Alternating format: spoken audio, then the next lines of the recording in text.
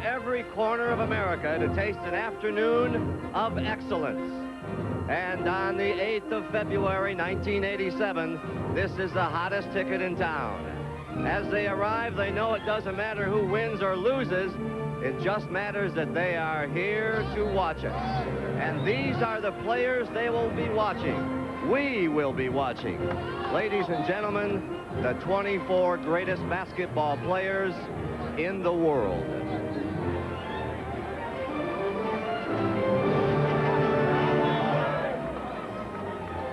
And here comes the Western All-Stars. They will be greeted by 32,000 basketball fans who must think they have died and gone to heaven this afternoon in Seattle. And hi again, everybody. I'm Pat O'Brien. Welcome to the 37th annual NBA All-Star Game. You know, you sit around and try to think of how to set up something like this, and then you just look at those jerseys: Bird, Jordan, Magic, Isaiah, Kareem, and that about says it for you, doesn't it? So let's get right to work. And we begin with a story to sort of share a little bit of the excitement surrounding All-Star Week here in Seattle. Seattle, Washington is distinct without anything going on, and as host to the NBA All-Star Game, the city shined brightly as it welcomed some familiar faces. You know the names, the superstars who probably needed a deserved break from it all, but when the fans put your name on the ballot, you returned the call. In this business, many may be called, but few are chosen, and these are indeed the chosen ones. Well, there's a lot of hoopla surrounding this event, and the idea is to simply get lost in it. Why not? How often are you the best in the world? Ironically, Seattle is hosting another group of champions, the U.S. Figure Skating's all-stars who work the ice, not the wood. But with all due respect, the focus here is on round ball and a man who's here for the last time. Special time. And I feel this is a very, very special tribute. Everything good takes time. Everything on your mind. Well, the man who sang Dr. J's own video, Jeffrey Osborne, gave a concert last night, and the stage was set for today's activities.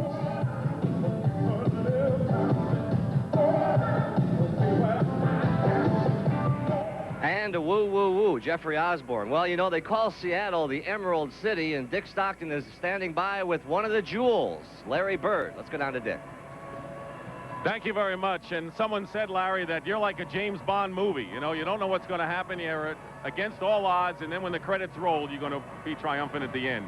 You won the three-point shootout again, but now you're in another All-Star game, and I'd like to know your thoughts in still another one for you. Yeah, it's going to be a very special day because it's Doc's last All-Star game, and we're pretty psyched up about that. So we'll probably go to him a lot today and see what he can do.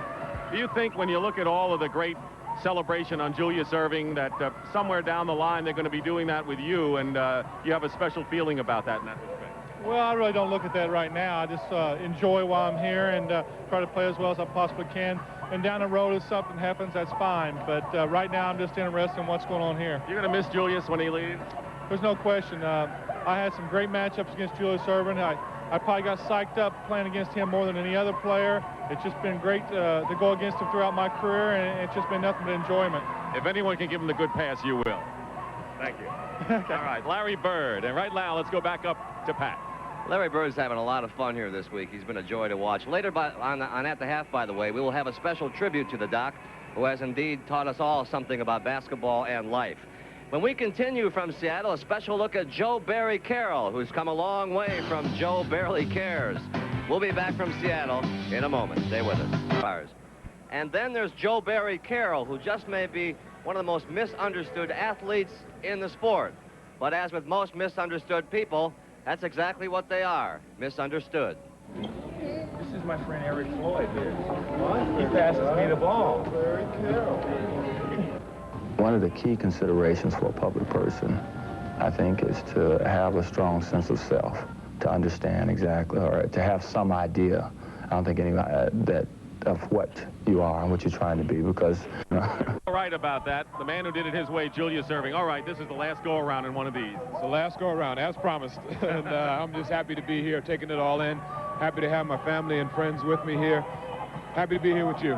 Thank you. I want to know, Larry Bird says He wants to make you look good in the game if he can in this one. He wants you to go out in a blaze of glory. Well, he has the ability to do that, but the best I can do is just go out and do my best, be representative of myself, my family, and my club, and be in the right spot at the right time. That'll help, right? You've been emotional about all of the honors that have been heaped upon you and all the sentimental things that have happened. No question about it. You know, I keep thinking back to what the Denver Nuggets did, and I had tears in my eyes then, and I almost had tears last night. It could have been very easy to cry. Before the weekend's over, I probably will. All right, Julius, thanks very much. Let's go back up to Pat. He probably got tears in his eyes when he saw the 19 pieces of luggage his family had with him. We're nearing game time, but before we put the ball up in the air, we want to get you inside the players' heads. And we'll have that when we continue from Seattle. Stay with us. NBA All-Star Game. And the players on the court are getting ready. Not too much tension here. This has really been a week of fun. Okay, here is the scenario. You're a little kid with a talent in basketball. You become a star in college. Then you're a star in the NBA, and suddenly the phone rings. Out of 276 players, you're an all-star. What's it like? Watch and listen. It's like a fantasy, you know, you're living a dream. It's almost like Christmas time for a little kid. Just a great chill that goes through you. You get goosebumps all over, and then you try to calm it down a little bit and say, hey, you got a game to play. I'm gonna just be thinking, oh, this is unbelievable. 24 great players here, and I'm one of them, and I'm gonna just be so excited. You think about Larry Bird and Kareem and Magic and all these guys on the same floor, and you're supposed to be one of the best players in the world, and it just doesn't hit home right away. This year is going to be very special because I get to start with Dr. J in his last All-Star game. There's anxiety, and there's eager anticipation. They use the word magical a lot, you know, and sometimes it's overused. But in an all-star game, when players are clicking like that, it's magic. The 37th annual NBA All-Star Game is straight ahead. Pull up a chair, sit back, and enjoy. You could be in for the longest highlight film you've ever seen.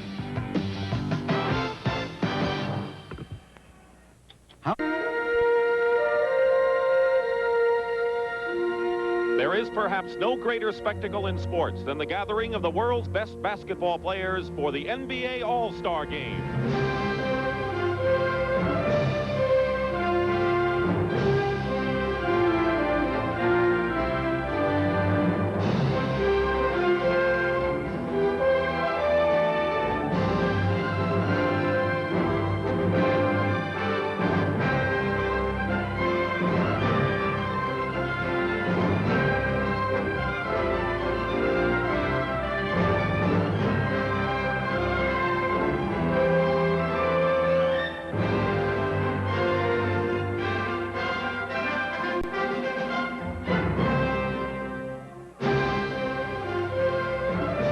The scene is the Kingdome in Seattle, Washington, and this will be the second largest crowd in NBA All-Star history. This is the 37th annual NBA All-Star Game, and it seems to get bigger and bigger each year. And this capacity crowd, as Seattle hosts for the second time, will see the 24 greatest players. Many other great players were not selected, but that's how tough it is. And the crowd is gathered in the Kingdome to see the very best perform with the individual and team aspects as we will see today. Hello again, everyone. I'm Dick Stockton, along with my partner, Tom Heinsohn. Another All-Star game and another jewel in an NBA season. And, Tom, I've got to think that the tension has to be there. We felt it in the locker rooms before the game because these players are playing before their peers. They're right with them. They want to play as team players. They want to show what they can do. And it means different things to different people, doesn't it? All kinds of thoughts go through your mind when you're going into an All-Star game, like Tom Chambers from the Seattle Supersonics. He was selected as a replacement for Ralph Sampson. He's going to play in front of his hometown crowd. He certainly wants to do well. Dr. J, his last game, he wants to make it memorable. There's guys like Mark Aguirre from the Dallas Mavericks, who's only made it once before, wants to prove that he's always been an all-star. And, of course, Hakeem Olajuwon and Kareem Abdul-Jabbar. The debate rages as who will be the dominant center in the league this year. And the stories go on. And right now, it's time to meet the players who will compete in this 37th annual All-Star Game. And right now, let's go to the public address announcer, Jimmy Jones. Ladies and gentlemen, the 1987 Western Conference All-Stars. Playing in a record 16th NBA All-Star Game, one of the greatest players of all time, 7'2" center of the Los Angeles Lakers, Kareem Abdul-Jabbar. Making his first All-Star appearance, he's helped make the Golden State Warriors playoff contenders, 7'1" center, Joe Barry Carroll. Playing in his 6th NBA All-Star Game, one of the top scorers in the league, from the Phoenix Suns, 6'6" guard, Walter Davis.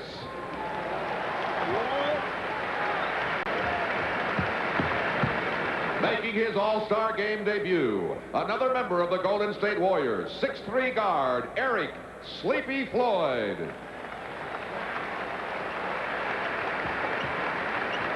In his 6th All-Star Game, one of the most consistent players in the league, 6'7" forward from the Denver Nuggets, Alex English.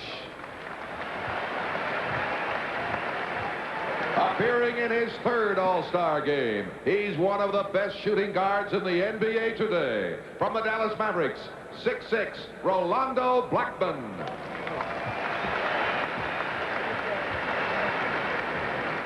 Making his 2nd All-Star appearance, the high-scoring forward of the Dallas Mavericks, 6'6", Mark Aguirre.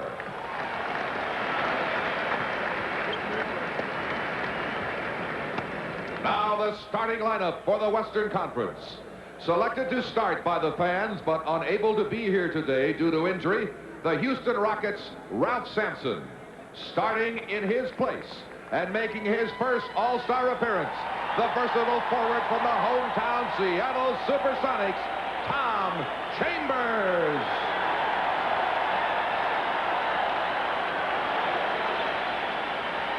Playing in his 2nd NBA All-Star Game from the Los Angeles Lakers, 6'9" forward, James Worthy.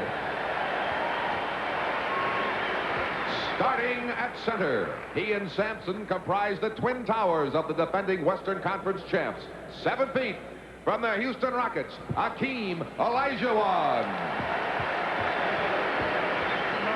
At the guard, starting in his 2nd straight All-Star Game, 6'4", from the San Antonio Spurs, Alvin Robertson.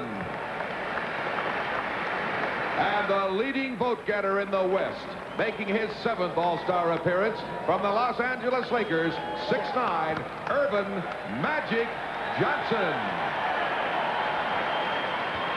Trainer for the West squad from the hometown Seattle Supersonics, Frank Furtado. Assistant coaches from the Los Angeles Lakers, Bill Burtka and Randy Fund. And head coach from the Los Angeles Lakers, Pat Riley. And now, the 1987 Eastern Conference All-Stars. In his 7th straight All-Star appearance, the center of the defending world champion Boston Celtics, 7 feet, Robert Parrish. Playing in his first NBA All-Star Game, the dynamic forward of the Philadelphia 76ers, 6'6", Charles Barkley. In his 2nd consecutive All-Star appearance, the sharp shooting guard of the Washington Bullets, 6'4", Jeff Malone.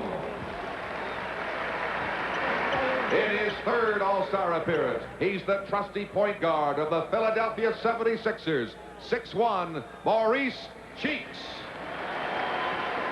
Appearing in his 4th All-Star Game, one of the best rebounders in the league today, from the Detroit Pistons, 6'11", Bill Laimbeer.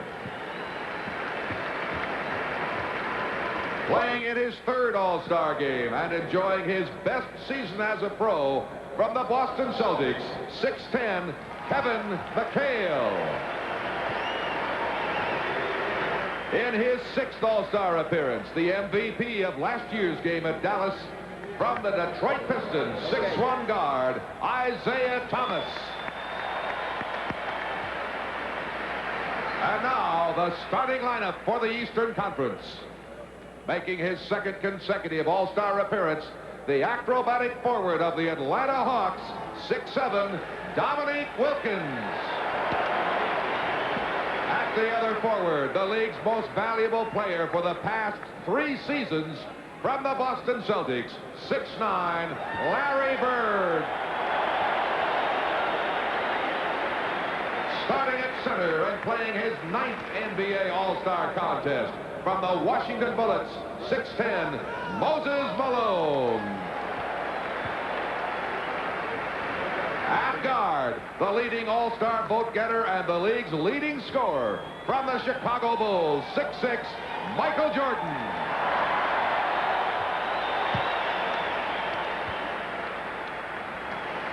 Making his 11th and final NBA All-Star appearance, one of the greatest players in the history of the game, from the Philadelphia 76ers, 6'7" guard, Julius Erving.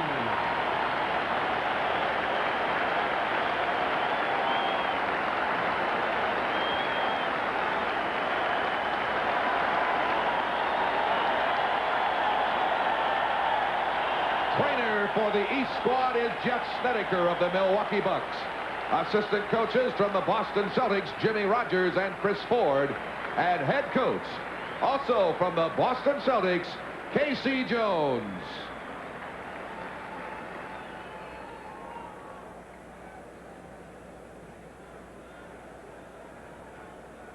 Ladies and gentlemen, please stand for the presentation of the colors by the 13th Coast Guard District Color Guard. To honor America with the singing of our national anthem, Grammy Award winner Jeffrey Osborne.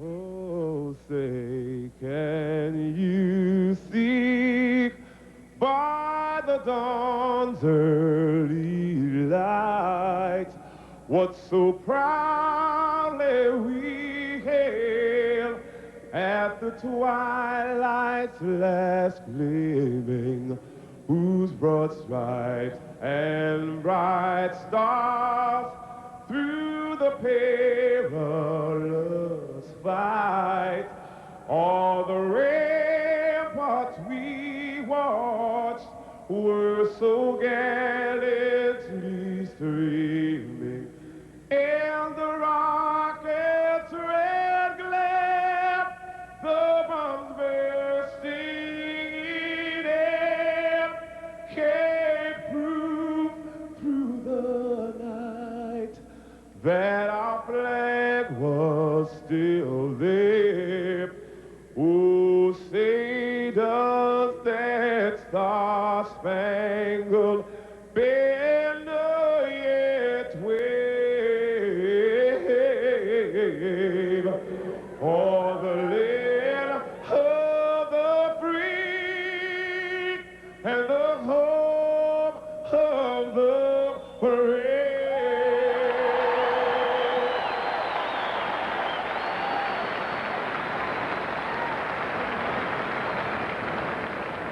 Ladies and gentlemen, for the protection of players and fans, and in the spirit of good sportsmanship, the National Basketball Association.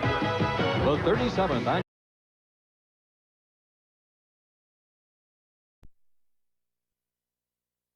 For the protection of players and fans, and in the spirit of good sportsmanship, the National Basketball Association. The 37th annual NBA All-Star Game. Moses Malone and Akeem Olajuwon jump it up. And it's West ball. Alvin Robertson and Magic Johnson in the backcourt. Dr. J is on Alvin Robertson on the early matchup. Jordan is on Magic. And Tom Chambers missed a chance to get a roar from the crowd. Oh, boy, that would have gotten him off in fine fashion here in front of this crowd. Chambers is guarding Larry Bird. Jordan, Moses Malone, and Akeem. And Moses teaching Akeem something, and he taught him in Houston many years ago. You know, Dick, an all-star to me is a guy that uses some kind of physical advantage or mental advantage to get the opportunities to score a rebound. Moses Malone gets the second basket of the ball game. And Jordan steals the ball. Misses the layup, and now it's a 5-on-4 for the West. Akeem. Good pass to Robertson, who's fouled inside. And I kind of break these people down into categories, Dick. There's guys that I call wide bodies that use their strength to get open, and there's some leapers, of which this man might be one at the foul line, Alvin Robertson, who use their ability to leap over people. He's also got some quickness that he throws on his defenders. He leads the NBA in steals, and he made it on his defensive abilities, which shows you how far the league has come, particularly in the eyes of the public, to be voted as a starting guard. Now, here's the premier leaper in the league, bringing the ball up right now, Michael Jordan. This is a great matchup with a great defensive player in Robertson on Jordan. Julius Erving with his first basket, the doctor who has won MVP award twice in this All-Star game. Now, Magic is the guy that's going to try and create tempo for the West squad. And the lineup of the East guards really doesn't have a good push man in there, as well as Isaiah. Robertson converts on James Worthy's miss from the corner, and it's 6-4. Robertson has all 4 points for the West. Malone has 4 of the 6 for the East. Julius, and overplaying was Magic Johnson, trying to deny the pass, and he commits the foul. You watch Alvin Robertson just create some space for himself. He may not have out-leaped Dr. J, but he knew how to create some space for himself. Julius making it as a guard, voted by the fans, and maybe his numbers weren't all that great, but it shows you how popular he is and has been for so many years. Doctor misses in Bird and Chambers battle. Bird keeps it alive. Chambers with a good defensive job. Three-point range for Larry. He won it yesterday. Missed shot. East gets back defensively. Magic Johnson all the way. Robertson.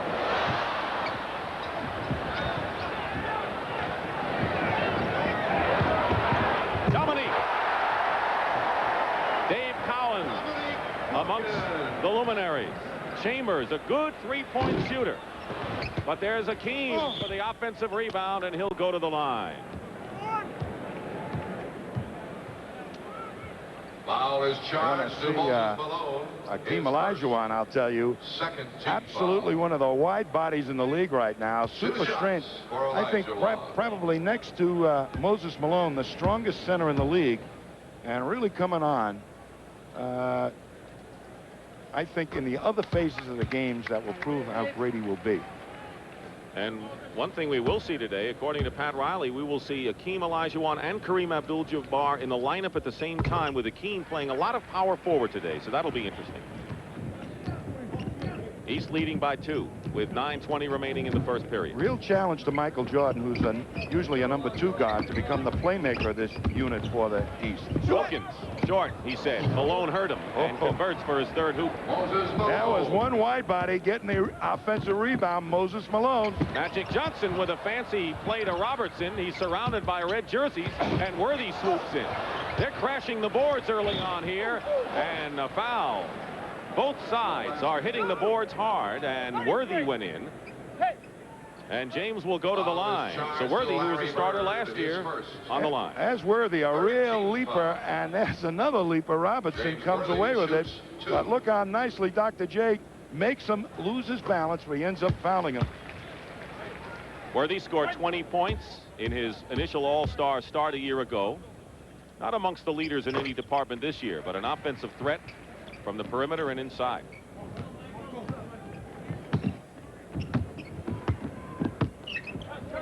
Foul was on Bird, so Bird, Moses, and Irving with the first. 2-point shot by Bird, way off the mark. Worthy quickly to Robertson. Jordan was gambling, and a 3-on-1, and Larry Bird made a great play getting his hands on the ball. But he throws it away, and that's the kind of errant play you might see early for a bunch of guys who haven't had a chance to practice. Well, I call the next category of players basketball brains, and Larry Bird epitomizes that. What a defensive play. That was all basketball knowledge making that happen. Moses has Akeem where he wants him. Chambers. Bird was all over him with a fine blanket job on defense. Chambers gets the ball back. They're playing full court defense, it seems, as Chambers still doesn't get the roll, and this crowd is awaiting to erupt. Not yet for Tom Chambers. He's missed his first 4 shots. You get a little tight when it's your first one. Inside, Wilkins. Did not hit the rim. Magic. Great pass to James Worthy. He's done that many times before. Magic is the original creator in this ball game. And the doctor gets the basket and draws the foul.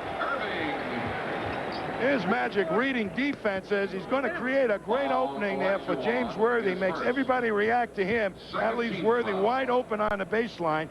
And they do that an awful lot with the Lakers, don't they?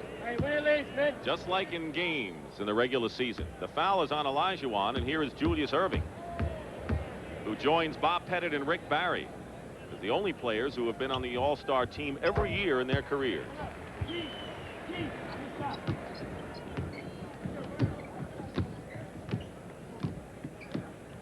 West ice cold. East leading by 3. Well, they're sure trying to get Chambers a couple of points here.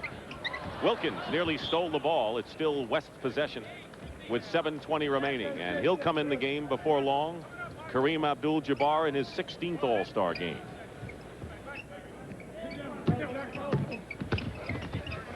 Chambers finally hit. And there's Magic coming up the court, pointing the finger, saying, okay, welcome to the All-Star game.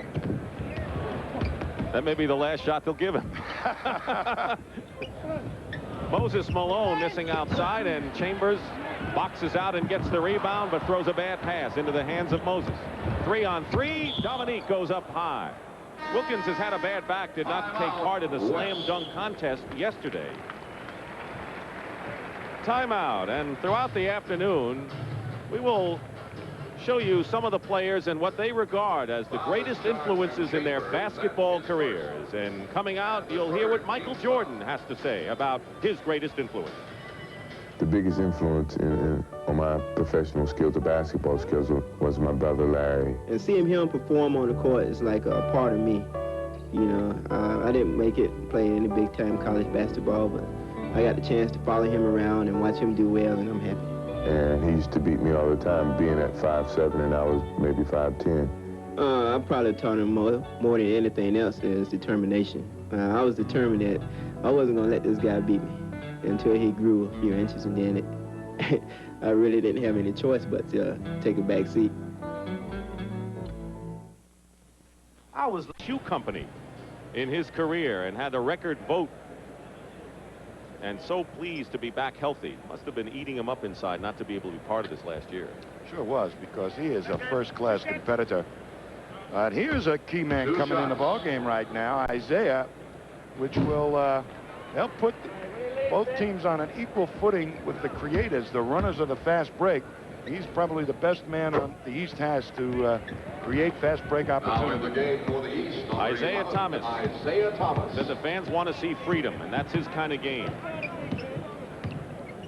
14-12, the East Stars lead, and Olajuwon gets his own rebound. Ties the game. Olajuwon is a wide body, a leaper, and a jet. He can get it up and down the court. That's why people say that he has assumed the mantle of the best center in the NBA. Bird is open, top of the key. And the rebound by Olajuwon. Bird has still not scored. Olajuwon has 5 rebounds. Chambers to Alvin Robertson. They collide, and Alvin Robertson hits. So Robertson of the San Antonio Spurs, they're the hottest team in the NBA. They've won 7 in a row and 9 of their last 10. Moses. And the loose ball, last touch by the West. East ball, and coming into the ball game is Mark Aguirre, replacing James Worthy, one of those guys you talked about who has been a consistent scorer with something to prove here. I'll tell you, he has been, in my opinion, one of the outstanding forwards in the league for the last several years, but because Dallas hasn't done well, he's never been in these All-Star games. They're doing well now. The Mavericks 30-16 on the year. Dominique, short. And Wilkins saves it to Irving. Julius Irving, who has 7 points and is the game's high scorer as the East ties the game at 16. Nearly a steal. Aguirre's in trouble, hemmed in. Chambers hits his second basket of the ball game. That was all made possible by Mark Aguirre and his basketball brain, seeing the double team and finding the open man. There you are, some brains, some brawn, some leapers, and some who have the whole package pointed out. Bird. They're going to call a push. And more substitutions. Kevin McHale and Bill Laimbeer come into the ball game for the East, and Kareem for the West. Just Dr. J using what he does best, his leaping ability, and he's still got it. And right over the top of Olajuwon for the easy one. And Walter Davis comes into the ball game replacing Alvin Robertson to give the West some size in the backcourt. 2 of the 3 Celtics are in the game, and Larry Bird finally gets on the board with under 5 minutes to go in the first period. One of the toughest things for both coaches is to filter people into the ball game and still keep it competitive. They do that a lot in the first half. In the second half, they get more into game situations. Davis missed the jumper. Bird pushing it up, finds Thomas, and Thomas is tripped. 4:41 remaining in the first period, and Isaiah Thomas will go to the line. MVP last year. In fact, twice in the last 5 years. Charles Barkley, who should make this place rock, is getting set to come into the ball game representing the 76ers, and Jeff Malone will also come in, the guard from the Bullets. I think Isaiah is so important to this team because he has the great speed. What he does during the regular season is put that speed on you to make it happen and create opening for his Piston teammates. Julius goes out. He scored 7 points and looked good here. He's replaced by Malone. Isaiah Thomas says, I hope people keep looking at the Detroit Pistons as a big secret the way they've played so far. They're tied with Atlanta for the lead in the Central Division. I don't think they're a secret anymore. I think that team is going to be very tough coming down the stretch, the Pistons. Eric Sleepy Floyd in his first All-Star game has come in the backcourt for the West. Chambers finds Kareem, guarded by Laimbeer. Barkley doubles. Chambers for 3. And Tom Chambers, 7 points, is the high scorer for the West All-Stars, who lead by 1, 21-20. And Isaiah, trying to create and penetrate, draws the foul again as Joe Barry Carroll, who is featured in our preview show, in his first All-Star appearance, replaces Chambers, who gets a hand. Joe Barry Carroll, who has come into this game, I don't know whether I understand him myself, but he has got some real outstanding offensive skills. When he first came into the league, a lot of people said he can't play defense, but when he was at Purdue, he used to get in foul trouble all the time trying to play defense. Showed me he wanted to play defense. 22nd timeout, and Joe Barry Carroll has been kind of a problem for the coaches at Golden State until now. And George Karl says he has come in and come through in the 4th period and Golden improved clubs, and people talk about potential coaches of the year. What about Bernie Bickerstaff and the job he's done with the hometown Sonics, who were supposed to be one of the 3 worst teams in the league? The mass infusion of new talent, how to organize it quickly, and he has. Thomas, 1 free throw, 21 all. The game is tied. 4:10 remaining in the first period. Dick Stockton and Tom Heinsohn, 37th annual All-Star game here at the Kingdome in Seattle. Barkley is on Aguirre. A lot of beef there. But Aguirre hits the shot. He's the leading scorer on the Maverick team. His favorite move that time. Spread out, create some room for yourself to jump away and get the shot off. Barkley is hit inside. Joe Barry Carroll was there.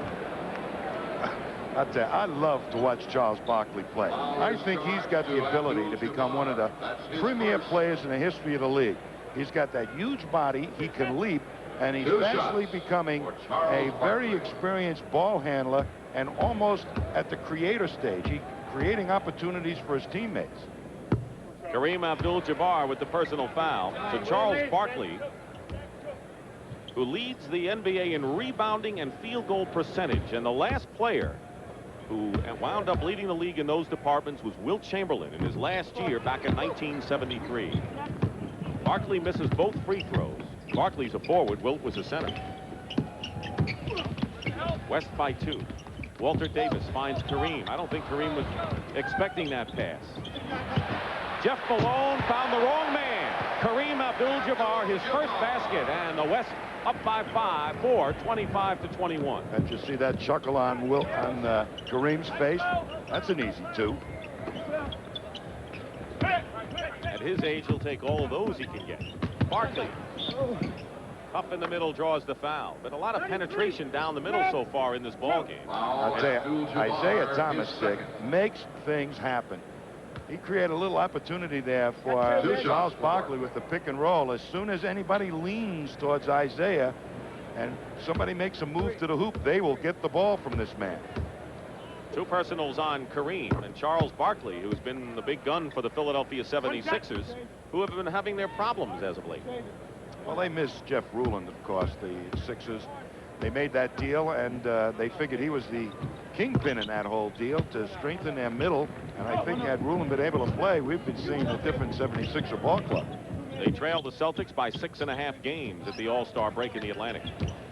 Sleepy Floyd. Isaiah was gambling for the steal. Walter Davis. The rebound by Thomas. 4 on 3. Thomas on the wing looked for Barkley, and they couldn't hold on to it, and it's West ball. Timeout, East. 2 minutes and 58 seconds show on the clock in the first period, and the West leads Ladies the and East. gentlemen, for your continued enjoyment. It may be so, but that's not all. They let Isaiah play like he's 10 feet tall. For the kind of moves that never fail, the weapon's the choice of Kevin McHale. The same is true for Mark Aguirre. When I wear weapons, I'm on fire. Well, what can the weapons do for King? Well, I can do just about anything. You already know what you did for me. What? I walked away with the MVP. The Converse weapon, the #1 weapon in the NBA. There's only one Formula One Grand Prix. All-Star games. What is it like in the huddle talking to all these great players? Well, you know, you don't really have much time to go over the basic game plan, so you set up a couple of things. And Pat Riley right now and Casey Jones is saying, look, guys, let's keep this in balance now. Let's play the good defense, and let's control the boards. KC is 3-1 in All-Star games. Riley the other way around, 1-3. Floyd misses, and Lane Beer the rebound. Lane Beer was the leading rebounder in the league 2 years ago. Good pass, Thomas. McHale to Barkley, and that's the best we've seen so far. Advance that ball fast, you bet Isaiah does it. And a good return from Kevin McHale. Aguirre double team. Barkley knocks it out of bounds. We've had 5 ties in this first period.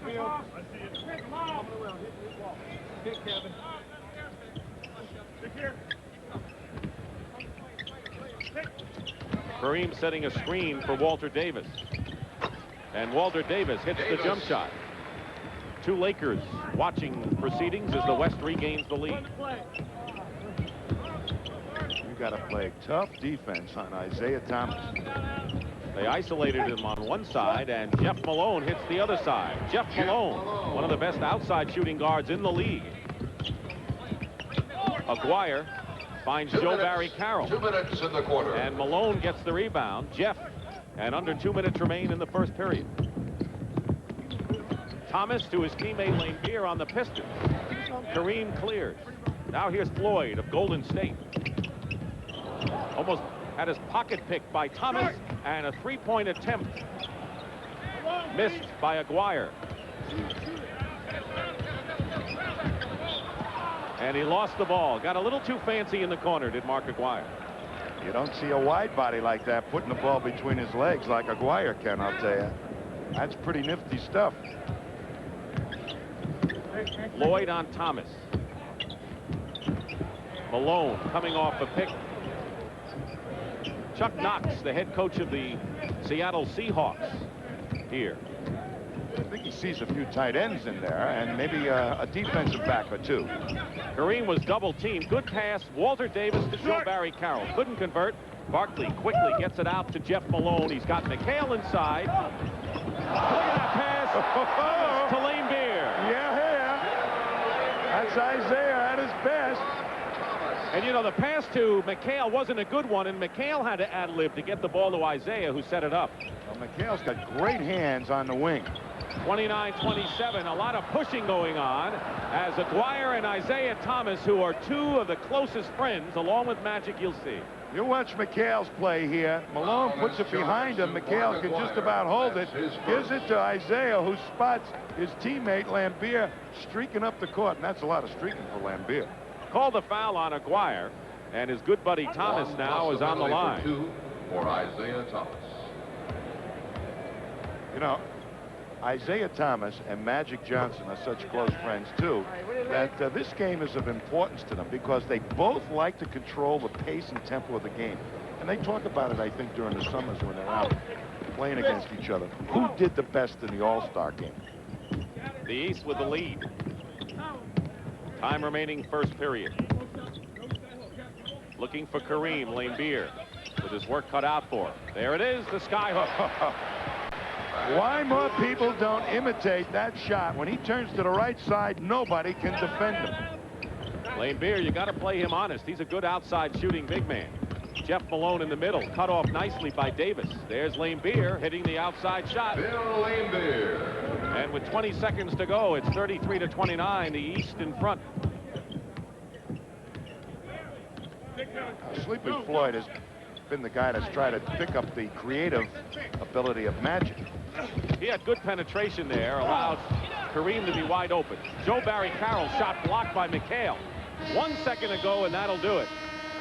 That's the end of the Well, the last 3 years, the West has had the lead after one period. But right here at Seattle, it's the East. 33-29 after one in the All-Star game. Ladies and gentlemen,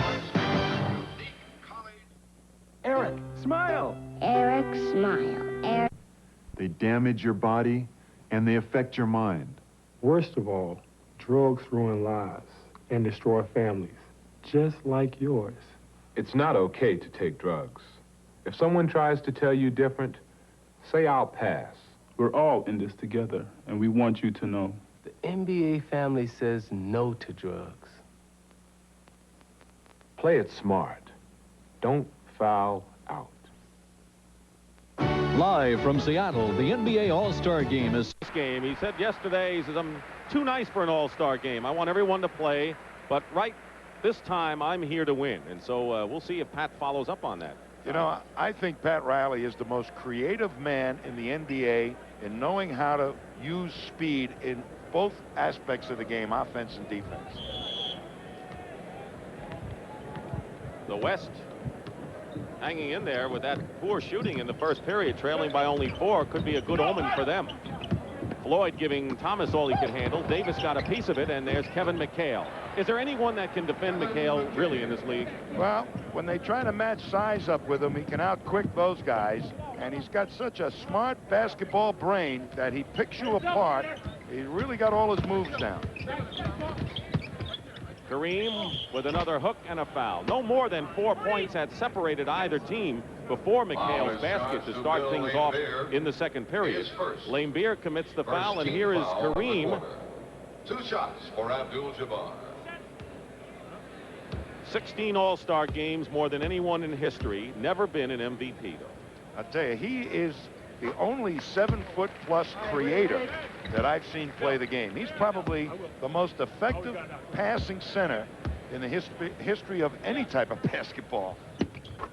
He has created more easy baskets for his teammates, Milwaukee and the Lakers. Jeff Malone missing from the corner on a 2-point attempt. Here comes the West. Sleepy Floyd lost the ball. And now it's 3-on-2. Barkley on the wing. Couldn't hold on, slowed it down. Jeff Malone back to Isaiah Thomas, who got a great arc against the big guy inside. And Thomas now has 7 points, ties him with Irving with the scoring lead in the East. Tom Chambers leads the West with 7. And Malone did a great job of finding Isaiah on that play. Floyd. 2-point shot for Sleepy Floyd. Sleepy Floyd. 37-33 the East. Lane Beer. Floyd, and it's 4-on-2 West. Down the middle, Sleepy Floyd gets the basket and draws the foul. And he's looked good. His first All-Star game in this game so far. Lane Beer is second. Lane Beer picks up another foul. Pretty move. Here's Floyd. I mean, he comes strong. He splits the two Pistons in this game and creates an opening for himself. He's got blazing speed, Sleepy Floyd. And plus these herky-jerky moves that he gets you leaning one way and a little bit off balance, and boy, then he accelerates. Into the ball game, we have two guards. Rolando Blackman from the Dallas Mavericks and Maurice Cheeks. One shot of the Philadelphia 76ers. Maybe the pure best point guard in the game. So Cheeks of Philadelphia in there, and so is Blackman. Missed the free throw. West with possession. Aguirre is fouled. Talking about guards. Well, here's the guy, Bob Cousy, that originated the middleman role. He's talking to one of his wingmen on the fast break way back then. Havlicek had those great hands to receive those passes, but Cousy made things happen and really set a tempo in the NBA as to how the fast break is supposed to be run. They have announced that the last basket was ruled a three-point shot. That was Eric Floyd. So Floyd now has 5 points, including the three-pointer. So the score is tied 37. Still is after the miss by Aguirre. For the East, number 00, Robert Parrish, who was on the All-Star squad last year but hardly played, has come in now. Cheeks is way off. That foul, nobody saw it. You did. Carroll to Floyd, his teammate with the Warriors. Rolando Blackman. Joe Barry gets the rebound. Dribble it off his foot. More than 2 minutes gone by in the second period. Mark Aguirre to Blackman. Rolando Blackman. Yeah, Aguirre is a good passer, but that time I think Barkley had a little bit to do with knocking it to Blackman. West 39, the East 37. McHale posting up against Kareem. Fall away. That's the first time I've seen McHale intimidated. Because the first time Abdul-Jabbar has played him on defense. Jeff Malone. And there's Sleepy Floyd. Sleepy Floyd is making a living going down the middle. Almost in a coast-to-coast situation. And the West leading 41-39. And Eric Floyd now with 7 points. They're playing him for the pass. They're opening up the gut of the defense. Barkley misses a three-pointer. And Joe Barry and Sleepy Floyd, a Warrior show right now. Aguirre has his shot blocked out of bounds. And coming into the ball game will be Alex English, representing the Denver Nuggets, as we take a timeout with 9:04 remaining in the first half. People that got me started in basketball were my 3 older brothers. There was nothing to do in Pineville but go behind the school and play basketball. They used to take me with them to play, watch them play, and that's how I got interested in basketball. Then sometime the guy would get kind of rough, you know, and he would get to crying, you know, and stuff like that. And I would tell him, you know, hey, you know, if you want to go, okay. If you're going to cry, stay at home. Walter Davis of the Phoenix Suns has been in 5 previous All-Star games, but this has to have the most impact. He underwent drug rehabilitation and has come back all the way. And this All-Star selection will always be something special to Walter Davis. You know, that's how insidious that drug problem is. I would have said that Walter Davis would have been the least likely to have been involved in drugs. Joe Barry Carroll missing inside, knocked out of bounds. And it is still West possession as Alex English, as we told you going into the last break, has come in.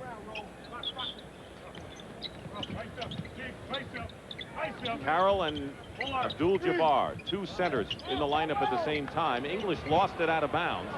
So Larry Bird, who's in there now, so let's check the rest of the lineup. It's Bird, Irving, Parrish, McHale, and Cheeks.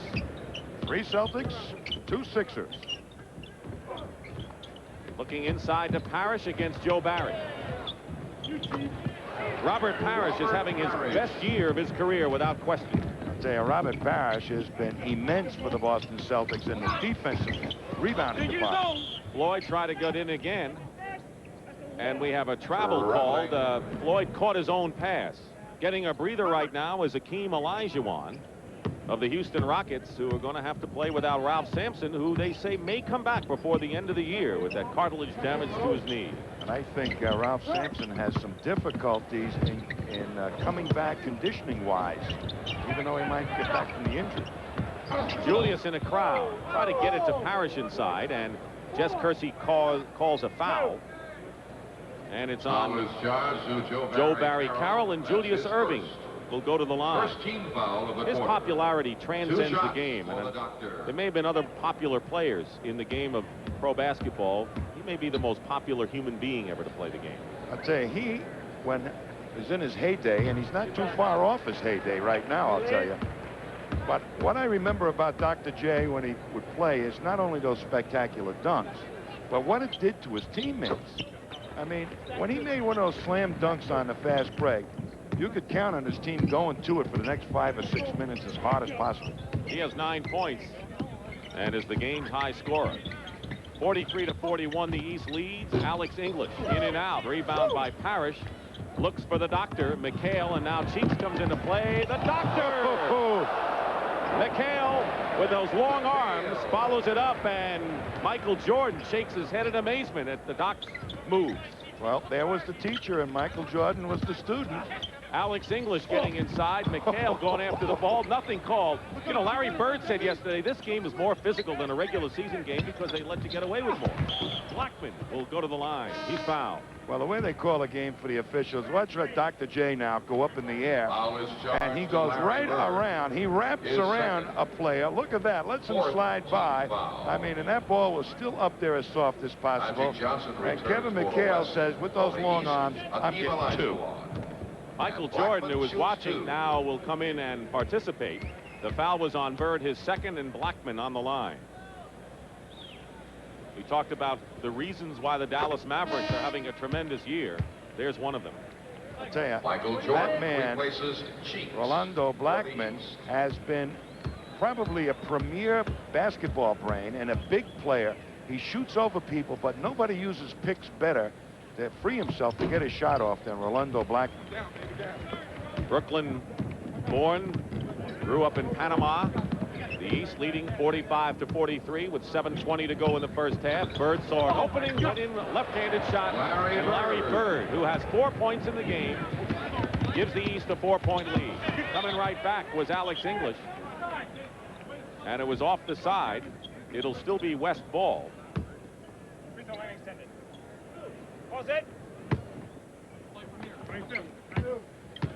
This game traditionally has been a high-scoring affair. The last time the winner had fewer than 120 points was 12 years ago. Blackman with 6 points. Boy, did he come off that pick. Robert Parrish didn't know he was there. 47-45. Michael Jordan wide open misses. I think he has to have 3 or 4 people around him, Tom. Magic to Blackman. Parrish clears. 6:40 remaining in the first half. The East 47, the West 45. It's been a close game throughout. Bird. Short. Magic finds Blackman. 2 more. And the West has tied the game at 47.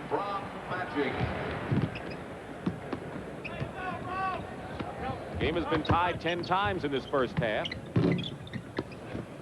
And now the West can regain the lead. Magic behind his back. Now the doctor on a 4-on-1. Only Kareem is back, and McHale gets the basket for the East. Quickly back. The West. They're opening it up now, Tom. I'll tell you, that's fast break basketball, tempo basketball. Before it hits the floor, get the ball in bounds after a made basket. And we told you Kareem and Akeem would be in the lineup at the same time, and that's what we've got for the West right now. We have a timeout, a foul on the West Stars, and we'll be back. Foul is charged. I don't know much, Pat. Who would have thought, as we take a look at the rest of the Hall of Fame inductees, Rick Barry, Walt Frazier, Bob Hoobriggs, Bobby Wanzer from the Rochester Royals, and they'll be inducted May the 5th. As Olajuwon hits the free throw, the foul was on McHale. Tommy, who would have figured with a less than 1/2 remaining of the second period that Michael Jordan and Magic Johnson would not have scored at this time? Well, I don't think Magic is really trying to score himself. He's trying to dish the ball off and create opportunities for other people. That's the creator role that he's assumed in these All-Star games. Jordan has a shot blocked by Rolando Blackman, and here comes Magic Johnson. Johnson, wide open, was English. Bird picked him up. Blackman at the free throw line. Rebound by Robert Parrish, who's already played more in this game than he did all of last year's All-Star. Jordan in the crowd. On the scoreboard for the first time as two Sixers watch his act. I think Michael Jordan was trying to do exactly the same thing, but you watch the defense by Blackman now as Jordan does get to the middle, but Blackman right on his shooting hand. Coming off the pick, one of the things you said Blackman does so well, but Julius stays with him. Good first move to the hoop. Blackman gets the basket and draws the foul. For a guard, Blackman has exceptional size and a very, very quick first step. So he blends a lot of physical skills, and that basketball brain side makes it all a big plus. Blackman is the first player to go into double figures. He has 10 points, and all of them coming here in the second period. 11 for Blackman. 5:05 remain in the first half. The West leading 52-51. So the three-point play gives the West the lead. Julius leaves it for Jordan. Jordan hangs in the air. Hakeem gets the rebound. Kareem Abdul-Jabbar went to the bench. They're going with a smaller lineup now, the West team.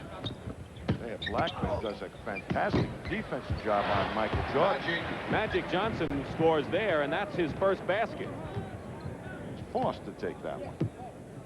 4.5 minutes remain. Right now, Michael Jordan is assuming a creator role, so he's not looking for his shot so much, but Rolando Blackman's got the long arms and the size to stay with Michael Jordan. Moses Malone and Parrish in the lineup at the same time. And Parrish hits the high arcing jump shot. 54-53 West. Blackman is fouled by Moses Malone with 4:09 to go. Dominique Wilkins will come into the ball game for the East, starting his first game. He's third in scoring. He led the league last year. And going out is Robert Parrish. Dominique Wilkins has assumed a new role for the Atlanta Hawks. Not only their prime scorer, but they're trying to make him a creator too, to find the open man when he's double and triple teamed, and he's responded to that challenge pretty effectively this year. So the 5 players who started the game for the East are in there right now, and for the West, Magic Johnson and James Worthy and Hakeem Olajuwon, and Blackman and English off the bench. 56-53, West in front.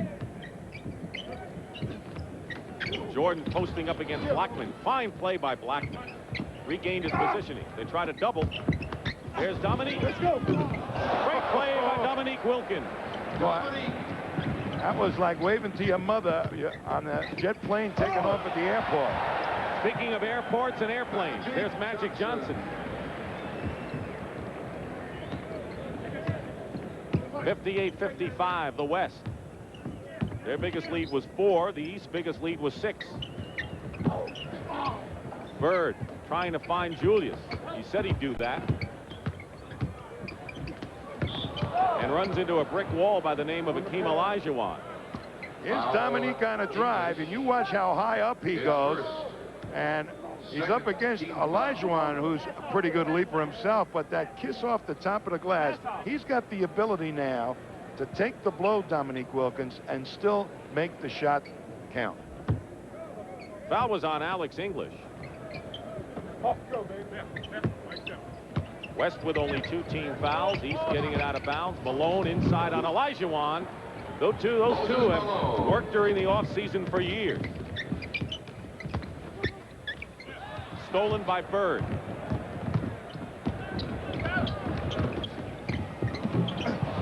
Got it away. Magic wants to break. He's got Olajuwon and Blackman. Look at the doctor. He didn't want Hakeem to get an easy basket. He wasn't going to get an easy 2 even in his final All-Star game. No easy baskets. Timeout. They were a breed. Age of about 6 or 7 years old was a man by the name of John James. At first, when James started playing with us, he was very timid.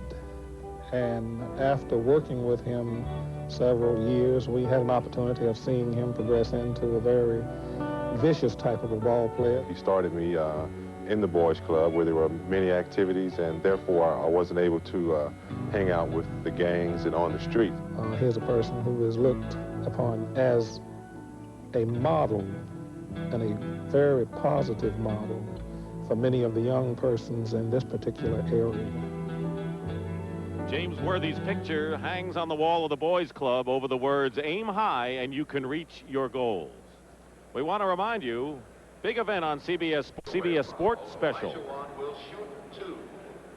I think they called it a breakaway foul on Dr. J. Olajuwon had a clear path to the basket, and Dr. J got him from behind, so he will get 2 shots plus the ball out of bounds. Missed the free throw. Julius has 3 personal fouls, but leads the East with 9. Rolando Blackman, red hot in the second period, is the game-high scorer. All of his 13 points scored here in the session. Olajuwon missed an opportunity to add to the West lead, but they'll get the possession out of bounds with 2:57 to go. They're not waiting until the summer Magic talking to us. He went over to saying, Thomas. hey, we're going to take it from you here. Alex English. Turnaround, and Julius Erving. Loose ball. Magic. Talk about easy basket. What a smile he has. He's one of the symbols of this game, just the look on his face. 60-57 the West. They have lost 6 of the last 7. Malone, great move inside and draws the foul. Showed fine quickness, did Moses Malone. That's the prime wide body of the NBA right now. A man that knows how to create space for himself, get that good low post position close to the basket, and then use the strength of his body to create an opening to get the shot off. 2 shots. Alvin Robertson, who started the game at guard for the West, comes back in. Malone, who now is playing for the Washington Bullets, Alvin Robertson, who are 3.5 games behind second place Philadelphia, and it's been the Moses and Jeff show for the Bullets so far this year. West lead is 1. They have the ball. Dick Stockton and Tom Heinsohn at the Kingdome in Seattle. 37th All-Star game. Alex English. Worthy trying to keep it alive. Out of bounds. And it's still West possession.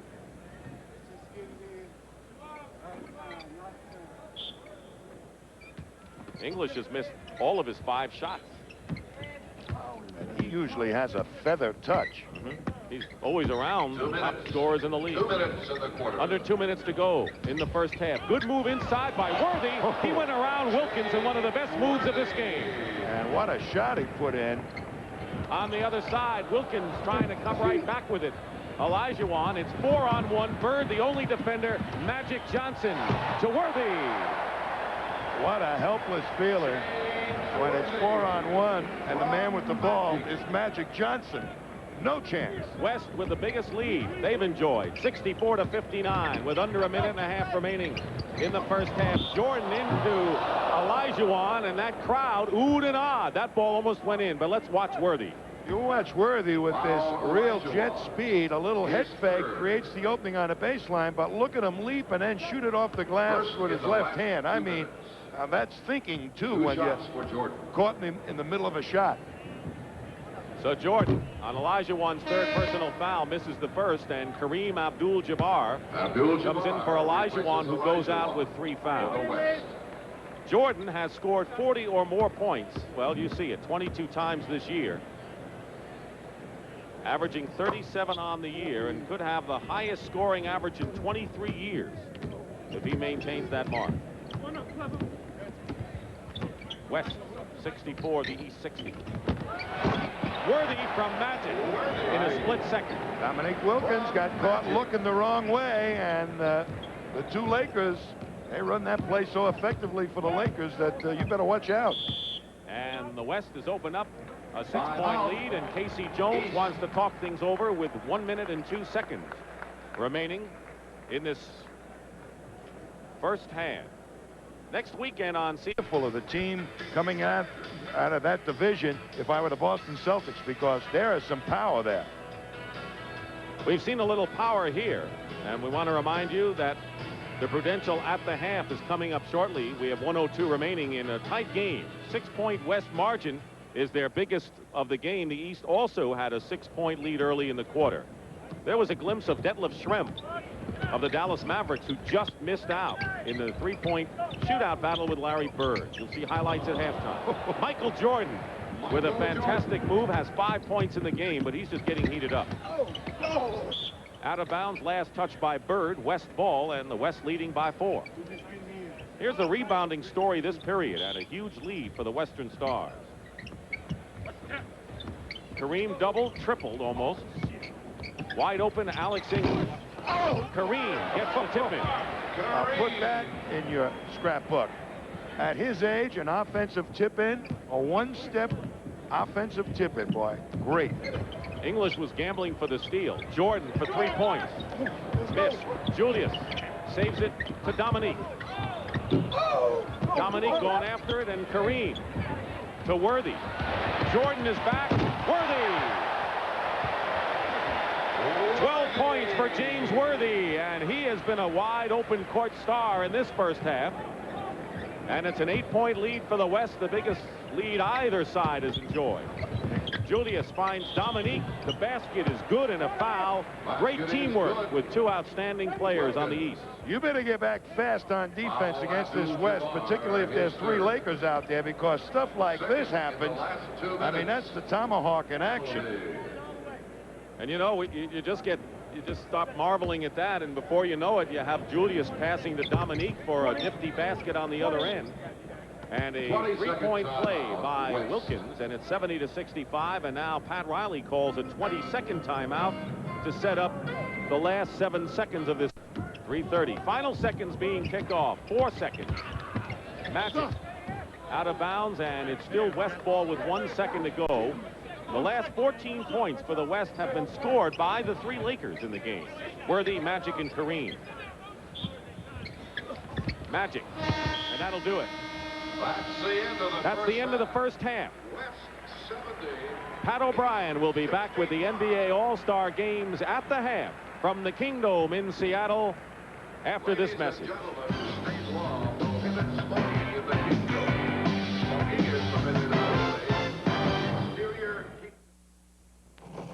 Today, half, the West leads the East 70-65. And hi again, everybody. I'm Pat O'Brien. Once again, welcome to Prudential's At the Half, a special edition. You know, this NBA All-Star Game has become a spectacular event. It's not only All-Star Sunday, it is All-Star Weekend. And yesterday, for hoop fans, it was Nirvana.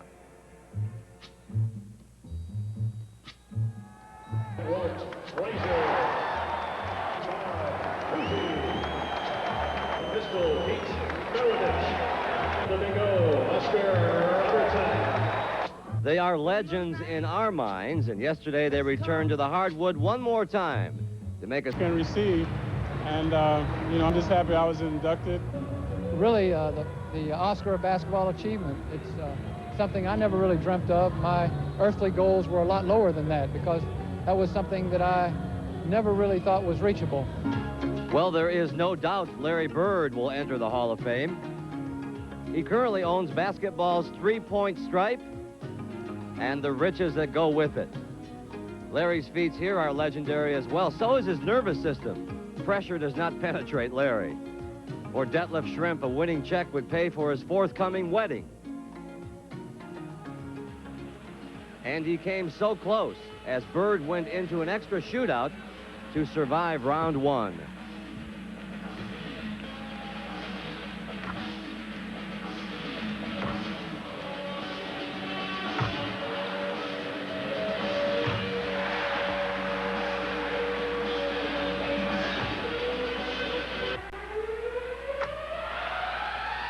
But Larry Bird caught fire in the final round, hitting his first 8.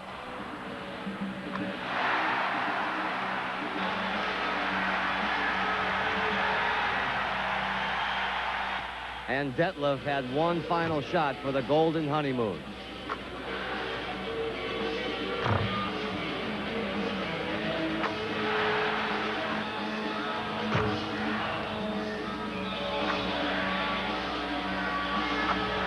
And this one was for the money, but it wasn't to be. Not today. Worried about Detlef in the end. It came down to 1 point. Well, you had the last shot, and they took a $12,000 shot there and missed it. How come you're not in the slam dunk contest? I thought I was. Well, this is what they came to see, the slam dunk contest.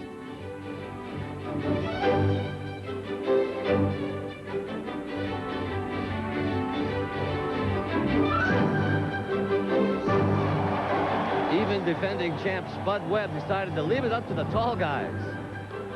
This, folks, was pure and simple Michael Jordan's stage. And it was magic.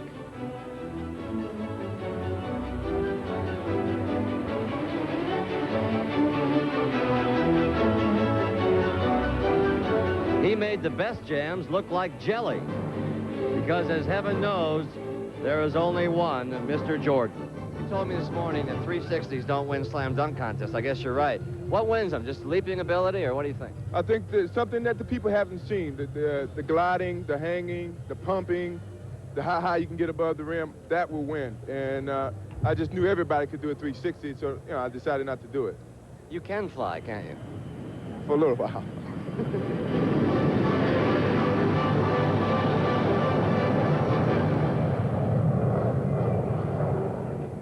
Everybody can do a 360. Air Jordan is certainly the future of the NBA, but we are sorry to say that the past will soon be Julius Erving. When we come back, a tribute to the doctor as Prudential's At the Half rolls on from Seattle after a word from your local station.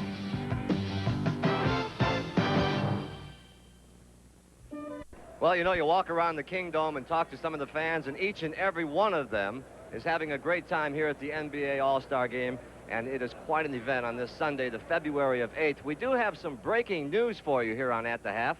Our producer, Mark Wolf, is now the proud father of twin boys. Lisa and the gang are doing fine. Now, Mark would be pleased to know that At the Half scooped him.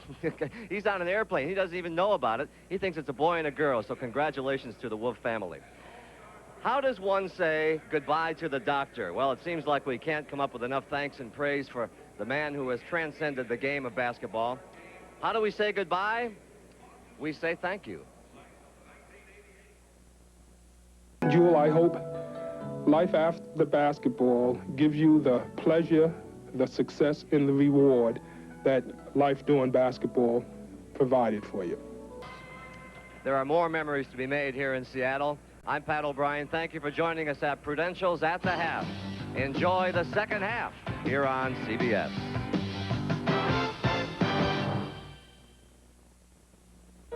We're not a company. Let's realize that they're both in for the long haul, and they need each other.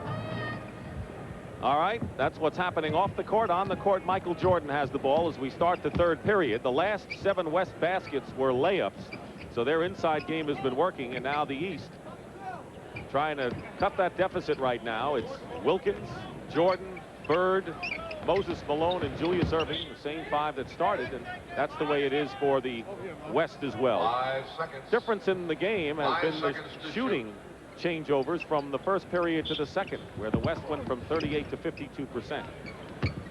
The doctor wide open. Worthy high gets the ball to Johnson. The trailer is Chambers, and a great block by Julius Erving.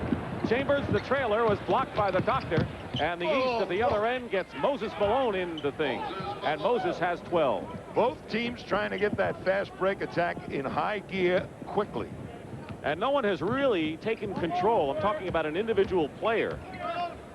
Well, if anybody has so far, it's been Magic. With plays like that, trying to make it happen. Couldn't convert the alley-oop, but it was a good pass by Irvin. Wilkins swooping across the lane is short on the front rim, and Wilkins fouls Magic Johnson. What a lay-down pass to Tom Chambers, but you watch Dr. J react. You're not coming strong at me, pal. You're going to pay the price. And he got a nice piece of the ball. Off the boards, the West had an 11 rebound advantage over the East in the first half. Akeem. Bird the rebound, and the East can cut it to 1. Julius tried to force inside of Moses, and Magic, the man in the middle, to Chambers, who missed the stuff shot, claims he was fouled. But the West gets it back. Magic, and Chambers makes sure this time. Well, Michael Jordan really came from behind to knock that shot away. First shot by Tom Chambers, but he got the second one. You saw the leading scorers.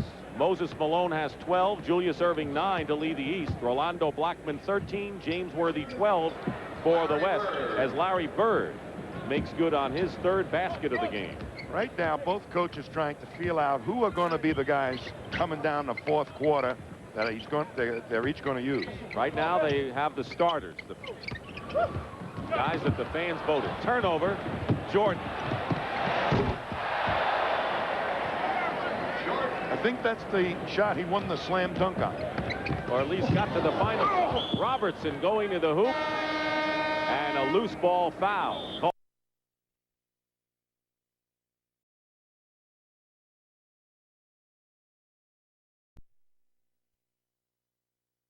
Called against the West. They're going to see the steal beautifully by Dr. J, and nicely up to Michael Jordan. And I think it's the double pump tomahawk. 4 fouls now on Akeem Olajuwon. My mother and my grandmother. He was always told that he was too short to play basketball. And it worried him at first, and he would cry and talk to his grandmother about it. I always encouraged him to work hard in whatever he tried to do his best. And I tell him that now. And when he doesn't do his best now, I am the first one, if I can, to get to him and tell him when he done messed up, you know. He always listens to his mom. Charles Barkley's mother, Charcy, and grandmother, Johnny, live in Leeds, Alabama. I'll tell you, I wouldn't want to be messing with his grandma. Tommy, you talk about creators, and you mentioned Thomas and Magic Johnson early. And, of course, Magic had 6 assists at the half, but the East is not one man doing all that. Everybody's trying to assume that creator role for the East. Bird did it there as Jordan, on a good pass, gets the basket. And it's 73-72 East, Tom. The job of the creator is keep your head up, find the opening for the other players on the court. And Magic right now, look at that head up, trying to find it. Worthy. Chambers crashing the board. Moses Malone, the rebound, and there's Larry Bird, basket hanging. And now the East have outscored the West 10-2 after the West had the halftime lead of 5 at 75-72. The East leads. 3 minutes gone by in the third period. Joe Barry Carroll, who's in the lineup now, replacing Akeem Olajuwon. Alvin Robertson leaves it for Magic. Worthy. The Laker teamwork is evident here. They just know how to get open and find each other. And Wilkins does it the other side, and he's fouled by James Worthy. The East is releasing early. Bird one time, Wilkins the other. But let's look at some quickness here. Normal speed replay. Hup. And it's away and the left hand. I mean, you just don't know where he's going when he takes that first step. That's how quick it is. Worthy committed the foul on Dominique Wilkins. Tommy mentioned he's expanded his game. He's a better passer and outside shooter this time.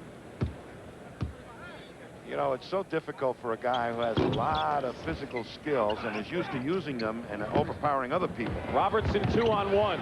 Good pass. He drew the defender and found Worthy all alone. Worthy with 16 points now as the game's high scorer. And a tie at 76. 13 ties in this game. Bird with an up fake. Chambers didn't bite. Julius against Magic. He's got it. Finger roll. Julius Erving. It's heating up, Dick. And Julius very much part of this. 11 points. Remember what Larry Bird said. He's going to get the ball to Julius in his last All-Star game. as much as possible as Worthy loses it. Players, really respect Dr. J, and I'm sure they'd like to give him their own special send-off by having him do well in this game. That's the way they can do it. Bird doing it his best way. Hitting outside. He's in double figures. Chambers going up foul.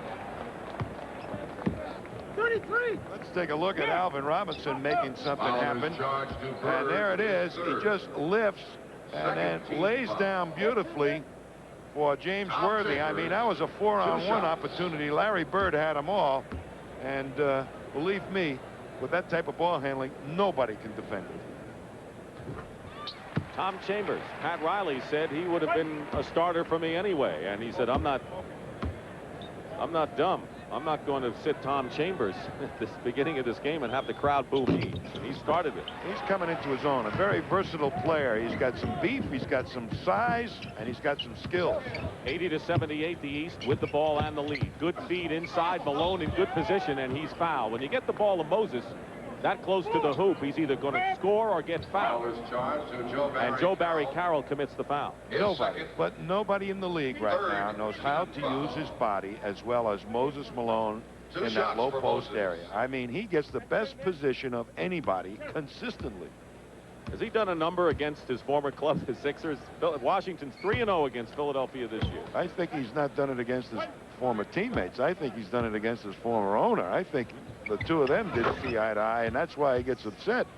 1 out of 2 for Moses Malone. The East leading 81-78. 7.5 minutes remaining third period. 37th annual NBA All-Star game. Dick Stockton, Tom Heinsohn here at the Kingdom. They double Carroll. He lost the ball. Malone took it out of his hand. Bird on the wing. Let everyone go by and hit the shot. He's getting hot now. Made the defense drop. Was really trying to hit somebody for a layup that wasn't there. Chambers comes back and hits the basket. And the Seattle crowd gives him a send-off as the East lead is cut to 3. Jordan with a tricky move. Julius for 3. Oh, I mean, that's more important than Dr. J, that three-pointer, perhaps, than a slammer. 14 for Dr. J. He leads the East scorers. Chambers missing, and Alvin Robertson on a loose ball foul crashes into Moses Malone. It's 86-80 as the East have forged in front thanks to 4 for 4 shooting this period for Larry Bird. We're not a... And one of the testimonies of just how big this event has come is that there are 650 gentlemen and ladies of the press covering this event. And with me now is Bob Ryan from the Boston Globe. We call him the commissioner here. He's the senior press guy. Why is this game so important to cover, Bob? Well, the game itself is, as everyone agrees, the showcase of athletic talent that alone among the All-Star games, the players can really play the game that they feel expresses their personality. You guys will be voting for MVP. Who do you think is leading so far? If it were taken right now, based on the first half, James Worthy would win, but I think it's wide open. You guys really don't get any work done this week, do you? Oh, sure. Let's go back to Dick and Tommy. One of the great experts in the NBA, Bob Ryan, who's been on the beat many, many years. And if anyone's going to find anything out about what's going to go on, Bob Ryan will. Pete Bessie of the New York Post and many of the members from the newspaper world. Since the West took the biggest lead in the game, 70-62, just before the half, the East has outscored the West 24-10. Well, they're getting their style going. Everybody with their heads up on the East, finding the best opportunity to take the shot. Magic controlling the flow of the game here for the West. Chambers batted away. Wilkins or Malone? It was Moses Malone out of bounds. Alvin Robertson made a good decision in midair to pass to Chambers. Jordan guarding Magic. Found the ball again and gets the basket. Magic Johnson gave an assist to himself. That's a first. Winding down to halfway through this third period, Magic has 8.6 assists. Worthy, Bob Ryan's choice for MVP at this point, feeding Chambers, and a good pass by Worthy. You know what's unusual about Chambers? As big as he is, boy, he's that third man up on the break. That's pretty impressive. 86-84. So the East with a big run opened up a lead. West coming back. Malone and Joe Barry Carroll Banging body. Julius swooping across the lane. He is making his last All-Star game one to remember to this point. 6 for 9 shooting for the Doctor and 16 points. And they're going to have a jump ball. I got to tell you, Moses Malone had his 2 hands on the one arm of Magic Johnson. Walter Davis replaces Robertson. Walter Davis replaces Alvin Robertson for the West, and Cheeks is in for the East. Now look at this. They got 3 guys around him, and Magic rugby match, and Magic is saying, somebody please see this. I'm getting hurt. Jordan goes out. He scored 9. Worthy hustling all over the floor today. 88-84 the East. 5:20 to go, third period. Off his pick is Davis, Chambers, and Cheeks reaching in, also guarded by Bird. And the foul will be against Maurice Cheeks as Kevin McHale replaces Dominique Wilkins. More size in there now for the East as Wilkins goes out with 9. Mark Aguirre comes in for Worthy. Kevin McHale for the East.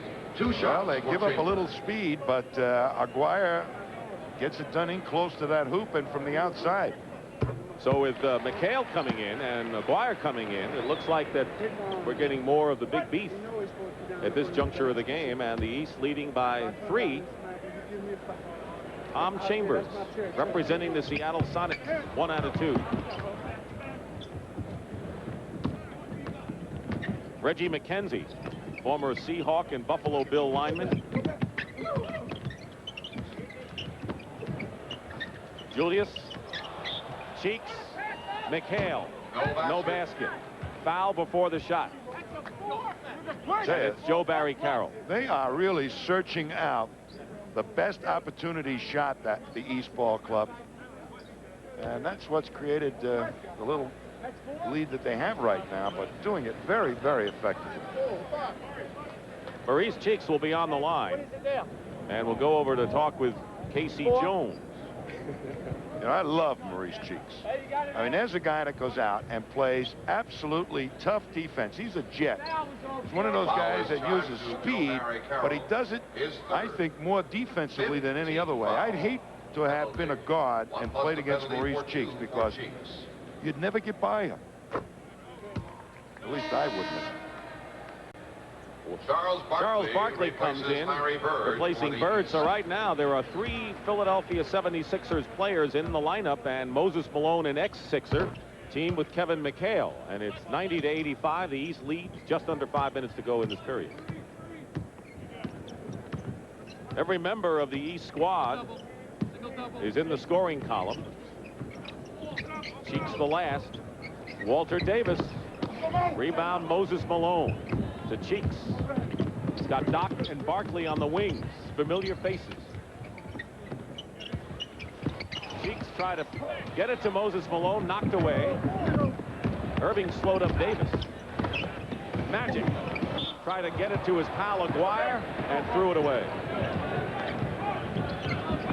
16 the magic number. Let's see if some of these Sixers play it together. That's probably why they're in there along with Moses Malone. Casey Jones says, I think he remembers those ex-teammates. The Doctor over Davis, and Julius Irving has 18 points and a round of applause from Robert Parrish on the East bench, and it's 92-85 the East. It's their biggest lead of the ball game now. East taking over here in the third. Carroll, foul going up with a hook. Now that's the problem a young player has in developing a Carroll. He read the defense, tried to fake through it, and still somebody managed to get a hand on the ball. Even though he ends up on the foul line, he'll be thinking about that block shot anytime he plays against the man that blocked the shot, Moses. With Kareem coming in now, Tommy, 2 centers, Joe Barry Carroll and Kareem are in there, so 2 big men up front, teaming with Davis, Magic Johnson. Rolando Blockman is going to come in and give Magic a breather. There's Bill Laimbeer, who is going in for Moses Malone, who has labored hard and has 13 points and 9 rebounds. Well, Magic needs a blow, I'll tell you, because he's been running the whole show here for every minute he's been on the floor. But that's nothing new to Magic. 92-87. He'll be heard from. 3:40 to go. Alex English is the only player who has not scored yet. Barkley using his body against Aguirre. That's body against body, blocked by Joe Barry Carroll. Sleepy Floyd has his pocket picked for sure this time by Mo Cheeks. Cheeks to Barkley to McHale. That's why I think Barkley is going to be a great player. He had a shot blocked, and then he comes up, and he kept his cool and made a perfect pass to McHale. 3:10 to go, third period. Carroll goes up, Barkley the rebound. East owning the defensive glass right now. Keep in mind they were out rebounded after the half. Kareem is guarding McHale. Not going to fake Kareem out, Kevin. Lambier hits from the baseline. What an asset Lambier has been to the Pistons with that outside shot, playing with a guy like Isaiah. Boy, it takes the center out of the defense. Got to go out and play Lambier. It makes it easy for Isaiah to penetrate. Davis misses out of bounds, and they're going the same way. And of course, Lambier, one of the best defensive rebounders. Here's Joe Barry Carroll blocking Barkley's shot. He spun right into the defense, and Carroll right there waiting on it. Julius Erving is the leading scorer in this all-star game with 18 points. Lamia has been a guy by the name of Ted Gustis. Whenever you taught him something, he would always be attentive. He always listened. And I think that was the one thing that stood out about him. He was the one who first honed my skills and taught me how to go back door, how to dribble with the left hand, and taught me not only that, but also the importance of learning how to do that and being a complete player. My dreams of becoming a professional basketball player had stopped at a point, and I began to see my dreams through him. Rolando was 13 when he and Ted Gustis met and started working on Rolando's game on the courts in Brooklyn, New York. Blackman was born in Panama and has scored 13 points in the game, all in the second period. I think before I said that he was born in Brooklyn, but he emigrated to Brooklyn. And in any event, along with Derek Harper, has given the Mavericks a great 1-2 punch in the backcourt. 2.5 minutes to play in the third period. Abdul-Jabbar finds the open man, Joe Barry Carroll, who hits, and it's 96-89. The East had the biggest lead of either side in the game, 9 points before that basket. Isaiah Thomas beating Barkley, and a foul in there, so Isaiah Thomas checks back in, and Pat Riley trying to get the second win in 6 all-star game appearances. I'll tell you, I truly respect this man. You know, you hear about a player coach. You know what epitomizes a player coach? It's a coach who doesn't use the press to try and motivate his players. Everything's kept within the family. He allows input with his players to help decide the game strategy, and he gets the most out of those players by that approach. He's got them playing on a different level this year, when a lot of people thought that they would just fall back down after what Houston did to them last year in the Western Finals. It hasn't been that way. You know, the other great thing, Dick, he admitted that he may have made a mistake by trying to pack the Lakers with a lot of big players when speed was his game. Well, he needs better than 35% shooting for the West to come back in this game. It's 97-89 the East as we come down to 2 minutes to go in the third. 2 minutes. Aguirre 2 minutes in the quarter. missing, and Barkley comes out of the pack 3-on-2 for the East. Thomas goes back to Barkley. That one got messed up, but Cheeks saved it. Lambier missed. McHale. Barkley. And the West was so intent on going the other way that they missed the offensive rebounding. And now they turn it over again. Cheeks steals the pass, and Barkley goes up. No foul called. The court is widened up. Walter Davis buries a three-pointer for the West. It's going to get him back in chunks, Walter Davis. A 7-point game, 99-92 in favor of the East with 1:20 to play in the third period. West led by 5 at halftime. Double teaming all over the place. Cheeks from the corner. We don't have to worry about the 24-second clock much in this game, do we? Turn it off. Turn it off. Davis, deep pass, Aguirre in the foul, and Walter Davis has become a spark here in the late stages of the third period for the West Stars. The East coming up with, well, let's take a look inside. It goes to Mark Aguirre for the layup. Walter Davis really the off guard for the Phoenix Suns, but when he makes his mind up, he can find the open man as well as anybody. Two players in the game have 4 personal fouls, Joe Barry Carroll and Akeem Olajuwon, both with the West. Interesting right now, the East has 2 playmakers in there at the same time, Isaiah and Cheeks. And one of them just fed Bill Laimbeer. Thomas to his teammate Laimbeer, and it's 103-95. Aguirre hits a three-pointer, and so the East is doing it with inside passing, the West with long-range shooting, and it's 103-98 with 40 seconds remaining in the third period. They've turned it up a notch. McHale from Thomas. Great passing by Isaiah Thomas. McHale with the basket, and it's 105-98. Floyd is fouled, penetrating. I'll tell you, up that pass that Isaiah made, McHale only had a half a step lead on Kareem Abdul-Jabbar. That's how finely tuned his passing game is, Isaiah. And here's Sleepy Floyd. Joe Barry Carroll said the other day he was impressed with the way he has made a transition from off guard to point guard this year for Golden State. Now he finds himself an all-star. I think he has all those abilities. However, he's got to develop the experience in finding and using the options and running a ball club. And that takes a little while. 9 points for Eric Floyd. 20 seconds to go in the period. 14 on the shot clock. It's a 5-point East lead. McHale on a pick and roll. Nothing going. 4 seconds on the shot clock. McHale. Kevin McHale. Never block his shot. 4 seconds remain. Floyd finds Davis. 1 second. It would have counted had it gone, but that is the end of the third period. The East leads by 7. They've turned it around here in the third period. And we'll return to the 37th annual NBA All-Star Game after this word from your local station. This is CBS. I'm 84. Randy Wolfman, the baseline jump shot. Wow! Michael Jordan takes it. Shot by Jordan. Good! Isaiah quickly up the right side. Isaiah will go all the way to the baseline. Scoop and score. What a shot! Magic Johnson down the middle. Oh, no, look past it. Bird to Vincent to Bird. Over the backboard! Oh. America's game. It's fantastic.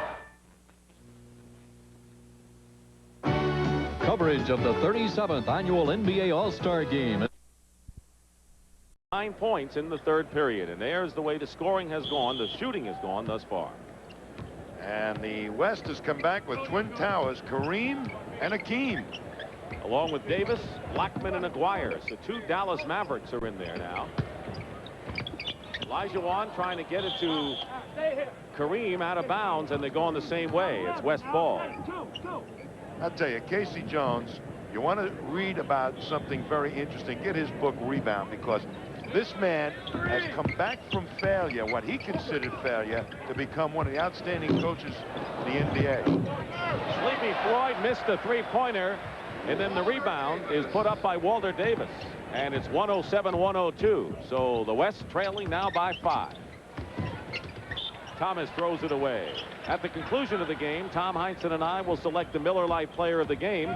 In conjunction with the award, Light Beer will present a check in the amount of $5,000 in the player's name to the Thurgood Marshall Black Education Fund. And Commissioner David Stern will make the presentation. Bouncing off bodies inside, and Akeem and Barkley. And it was Akeem that went flying, and the foul, loose ball is against Olajuwon, and that is his 5th personal foul. Olajuwon has 5. Well, I tell you, you never think a guy would foul out of an all-star game, but it could happen. Less than a minute gone by. Alley-oop. Thomas to Irving, doesn't go. Ball hit the rim. Floyd to Davis. McHale got the rebound inside of Akeem. Thomas. This may be the period that Isaiah Thomas lights up. Well, he is the man that can make it happen as a penetrator. You better get back and cover him up. Eric Floyd penetrating, doesn't get the basket, but draws the foul as Tom Chambers reports into the game, and Akeem Olajuwon goes out. Foul of the quarter. Back in the game for the West, Tom Chambers. Chambers is in there again. Tom Chambers, who started, has scored 16 points. Worthy also has 16. They're the scoring leaders for the West. Julius Erving, 18, and Moses Malone, 13, are the top scorers for the East Stars.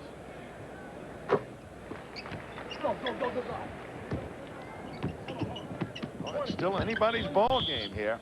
And a 20-second timeout. Floyd making both free throws.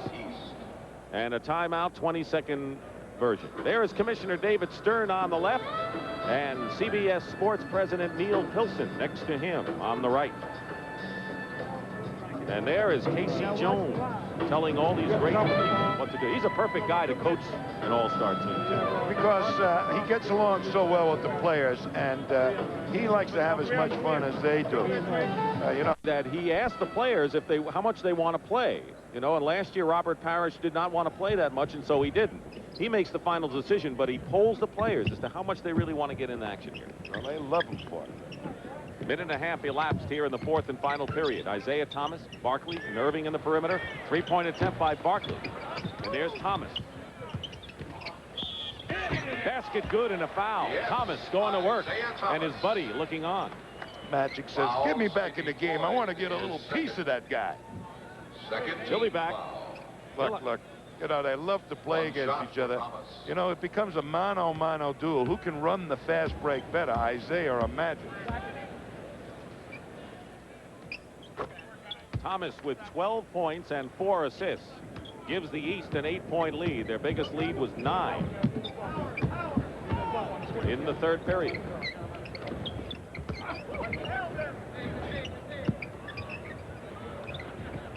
Davis, a good fake. Good move by Davis. Malone went without the ball, but there was Barkley. Little elbow action. Unusual in an all-star game to see the elbows fly. Malone gets a shot blocked by Kareem. There's the relentless offensive rebounding. Moses Malone. Vintage Moses Malone, Dick. Staying with it. Floyd fouled. He has found the openings in this game as Eric Floyd. Timeout, 9:34 remaining in the fourth period. Still anyone's game. Timeout. If you can dream it. Had the pregame luncheon, and then, of course, they followed those blue lines, and they ended up right there watching this. Big building here, the Kingdome, Richard. And the attendance, 34,275, the second largest crowd ever to see an all-star game. Indianapolis 2 years ago was the top. And a fine turnout. Floyd made 1 of 2 from the line. It's 114 to 105. And McHale now gives the East their biggest lead of the game, 11, 116 to 105. What a perfect pass by Isaiah to Kevin McHale. Big second half for the East, and they've taken the game away from the West. There's still enough time, but the West has to go to work. Blackman, wide open, hits the shot. He has 15 points, Rolando Blackman. And he's the guy that I would be looking for to heat up, because Blackman has had a great history in these playoff, all-star games. Cheeks knocks it out of bounds. Will make it Thomas out of bounds, and English comes in. Isaiah Thomas says, I know McHale has got a basketball brain. Look at, all I got to do is slip it along the baseline, and it's an easy 2. McHale, you better know what you're doing against him. Chambers. Basket counts. A reverse layup by Chambers and a foul. 18 points for Chambers, and he is the leading scorer for the West All-Star.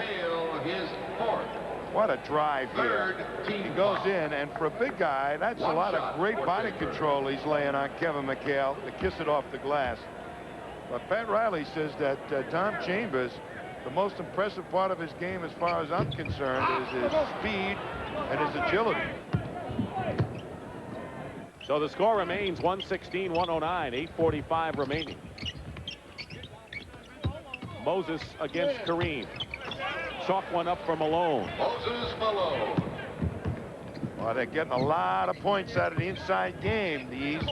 Malone has 17 points and 13 rebounds.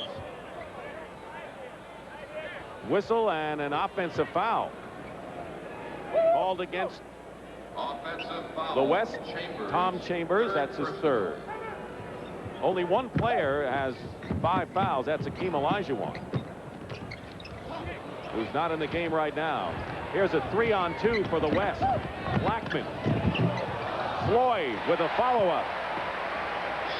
And it's 118-111 after the East opened up an 11-point lead. Where's Magic in this ball game right now since coming down the stretch? That's the guy that you would think that Pat Riley might put in. Malone fouled inside. Well, you can be sure that you will see 3 Lakers at the end of this game. Kareem, Magic, and Worthy. And KC may counter with a trio of Celtics, or at least 2 in McHale and Bird. That foul was on Kareem. 2 shots for Moses. 4 on him. And here's Moses. Damn, Moses. He starts getting better in the 4th quarter when everybody else tires out a little bit. Well, Tommy, with 8 minutes to go in this game, it is not too early to start look to possible all-star MVP candidates as Jeff Malone replaces Julius Erving. Erving goes out with 18 points, and he has played an outstanding game in his final all-star appearance. Malone has 19, and so he automatically is a candidate, leading scorer in the ball game and double figures in rebounds. I'll tell you, he's been banging on the boards. 3-point attempt missed by Floyd, and there's Chambers. And Chambers has 20 points, and the hometown boy has a shot. 20 points for Tom Chambers of the Seattle Sonics. 7:35 remaining 4th period. 120-113 the East. Pick and roll, Bird and McHale, and Kevin draws the foul.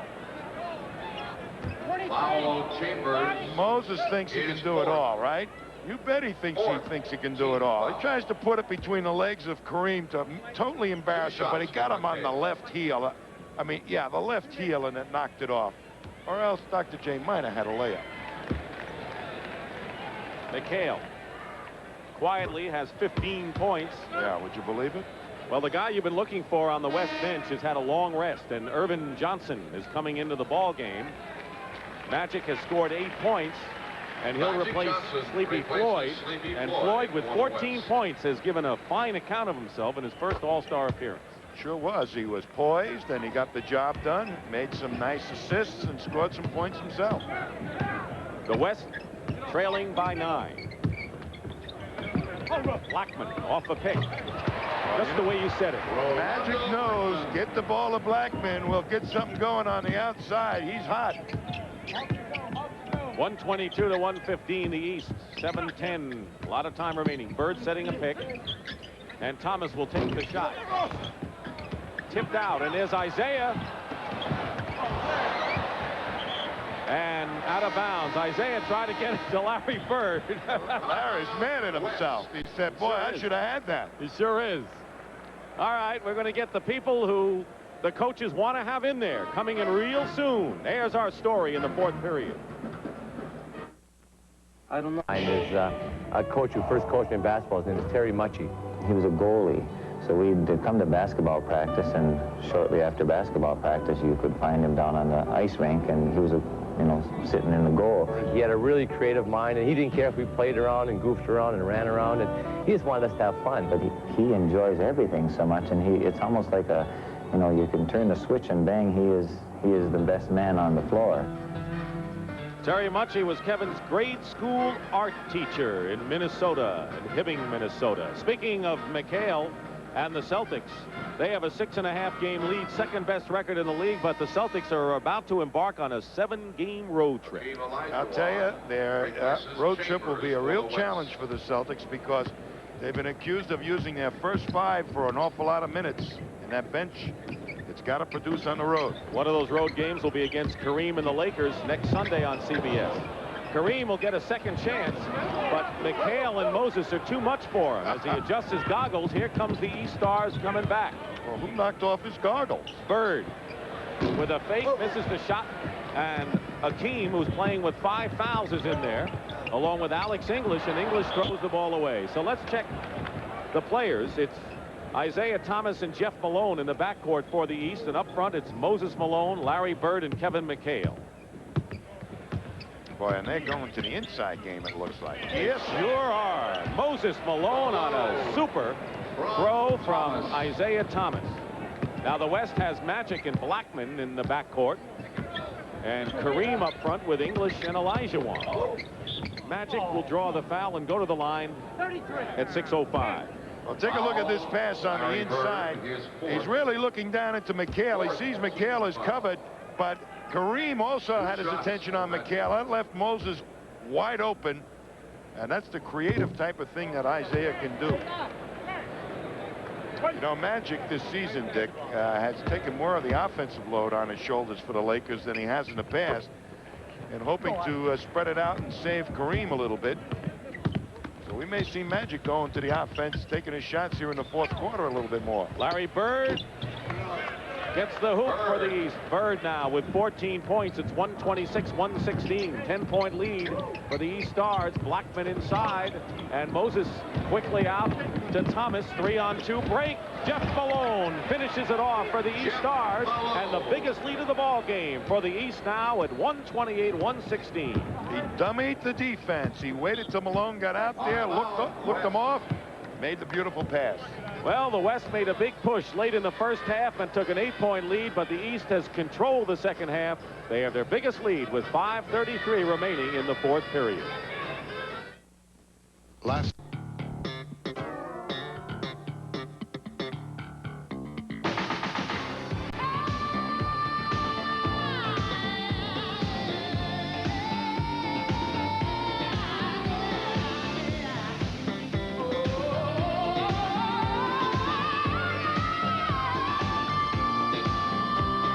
Air Jordan.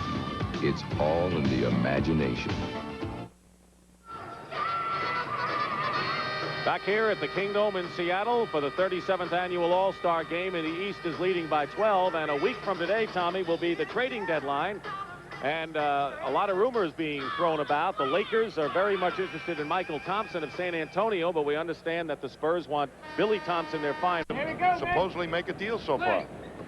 And a lot of clubs think that they can make the playoffs or do well in the playoffs or even win it all this year. They're going to be looking at the next week. Blackman called for the offensive foul. Turns it over at 5:27 remaining in this fourth period. And there's Kareem, 39 years old, the oldest All-Star in NBA history. I'll tell you, what a marvel to be playing as tough as he is at that age.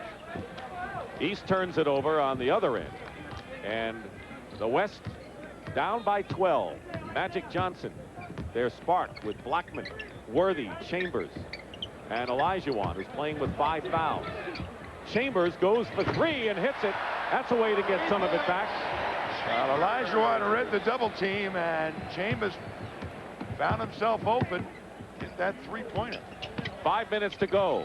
Malone try to draw something, a foul, anything. Jeff Malone in 3-point range. And Olajuwon clears the rebound, and a chance for the West to cut it to 7. Magic.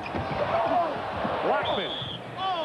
And almost had a chance for a 3-point play, but the ball didn't roll that way, and he'll shoot 2. Well, Olajuwon get that rebound and got it into Magic's hands. I'll tell you, Magic to me is going to try and make something happen, either by himself. If he's got the shot, he's going to be looking for it, or get it going on the break. And Michael Jordan will be the next man to re-enter the ball game, and so will Dominique Wilkins. And here they come. Going out, Jeff Malone and Kevin McHale. Return for the East.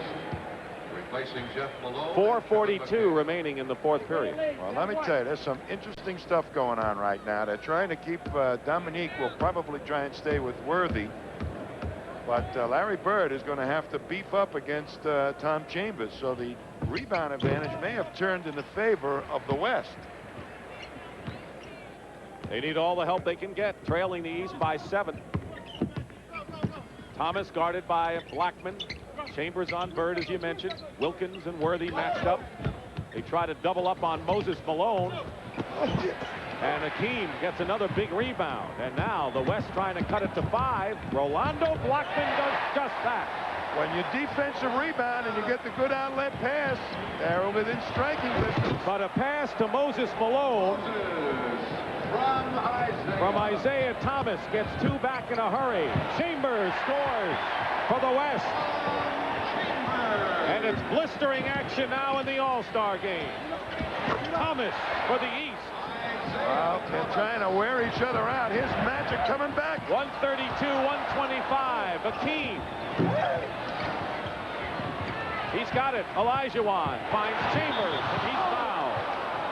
Boy, has this game picked up pace dramatically in the past 2 minutes, and the crowd loves it.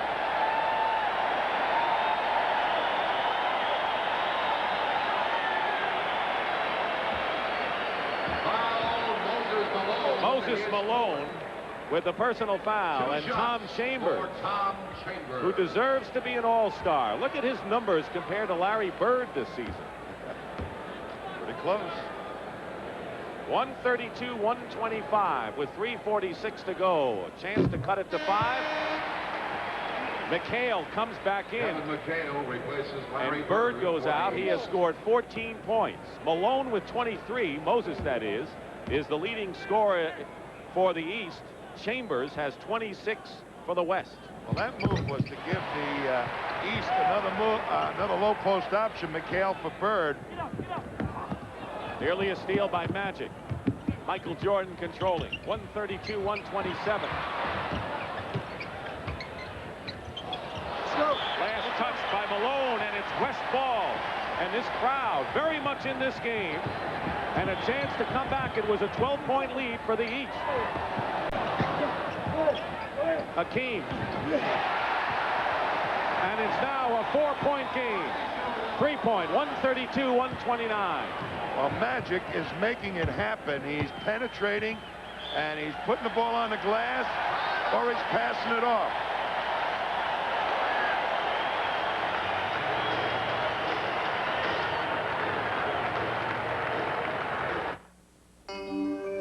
West has cut in big to the East lead. Once 12 points, now 132-129. And let's also look at the possible MVPs. Here's the way they were in the last 10 years. You see the Doctor won in 1977, one of his 2 MVP awards. And Isaiah Thomas 2 of the last 3 years. And Magic has never won one, but maybe today. Loose ball, and Thomas saves it in the backcourt. 6 on the shot clock for the East.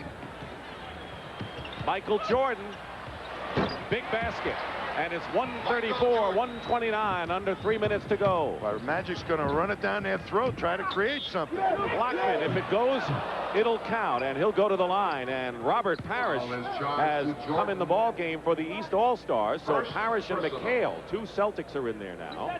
And Blackman will shoot. The foul is on Michael Jordan. The key right now is to try and slow up the West's fast break. That's why Casey Jones brought Parrish in. Give Moses a little break and see if Parrish can do that defensive rebounding. The West has struggled from the free throw line today. Otherwise, this game would even be closer than it is. They have missed 8 free throws. 134-130. Again, a high-scoring game, and that's the way it is. And now offensive foul called against the East. Offensive foul. Looked to me like they were trying to work the McHale-Chambers matchup. Michael Jordan committed the foul. Second personal. 4-point game. Magic finds Chambers. And a push. McHale feels he got all ball. But a personal foul is charged, and Tom Chambers will go to the line to try to cut the lead to 2. Little pick and roll. McHale has to protect a little bit. Here's Parrish coming over.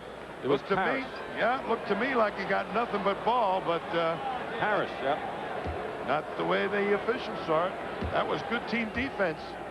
They shut down Magic's penetration and even got the Chambers on the roll part of the play. And another miss. That's the 9th of the ball game. Look who's on the bench in crunch time. And somebody's holding his hands in front of him, Dr. J.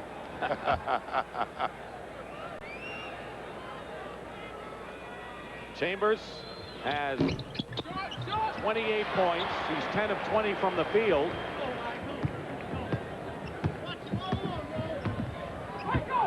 He is the high scorer in the ball game. 134-131. Jordan in trouble. And it was last touch. No. Jump ball. Magic and Jordan. That's a new dance step. Yeah. I didn't do it. That's the new step. I didn't do it. I didn't do it. I didn't do it. I didn't do it. Look. Whoop. Couldn't hold on. It was you. It was you. It was you. That's a two-step. Magic and Jordan jump. Here's Worthy. 1-point game. The East leads by 1. Here comes Isaiah Thomas. And the foul. If it's on Olajuwon, he'll be out of the game. That will be a 6, but let's wait for the official call. It is not on Olajuwon. It is Rolando Blackman. And Thomas goes to the line to shoot 2, and the East lead at one time 12, cut to a single point. Here's the challenge in this game right now. Do you have an inside game that you're confident enough with to go to? Magic get the ball to Olajuwon. The East has been doubling him very effectively. He hasn't been able to turn it loose inside. Or do you penetrate yourself right now? Worthy. The lead is 3. Chambers cuts it to 1. 30 points for Tom Chambers, and he is a real MVP candidate. Playing in his hometown, starting because Ralph Sampson was hurt. Wasn't named to the All-Star team. Jordan with a great pass to McHale, but out of the pack comes Worthy. And a chance to give the West the lead. Offensive foul. I mean, that's taking one right there. You wouldn't think Isaiah Thomas would step in front of James Worthy, but that's how important the game is to him. Man, you don't step in front of high flyers like that. Tommy, I think showtime is over in this All-Star game. You got it. They want the W. There's a time to think of pass off the jump ball. And I'll tell you, one bounce, it just sat up there perfectly for Worthy to take advantage. But Worthy, with that great speed, also made it happen. Tommy, in 1966 in Cincinnati, Adrian Smith, an unlikely candidate, scored 24 points and won the Most Valuable Player award in an event he'll never forget, and in fact will go down in All-Star history. And right now, Tom Chambers is in that position, having scored 30 points, 14 this period, and a key full-court pass to Worthy for the last basket. Well, the East has made some change. Larry Bird back in, along with Jordan, Isaiah, Moses back in, and Kevin McHale. And the West has Blackman and Worthy, and Magic Johnson, Chambers, and Olajuwon. 1:33 and 17 on the shot clock. Watch him go for Moses. Bird, top of the key, wide open. Rebound, Olajuwon. And again, the West can take the lead, but Jordan nearly snuffed that one out.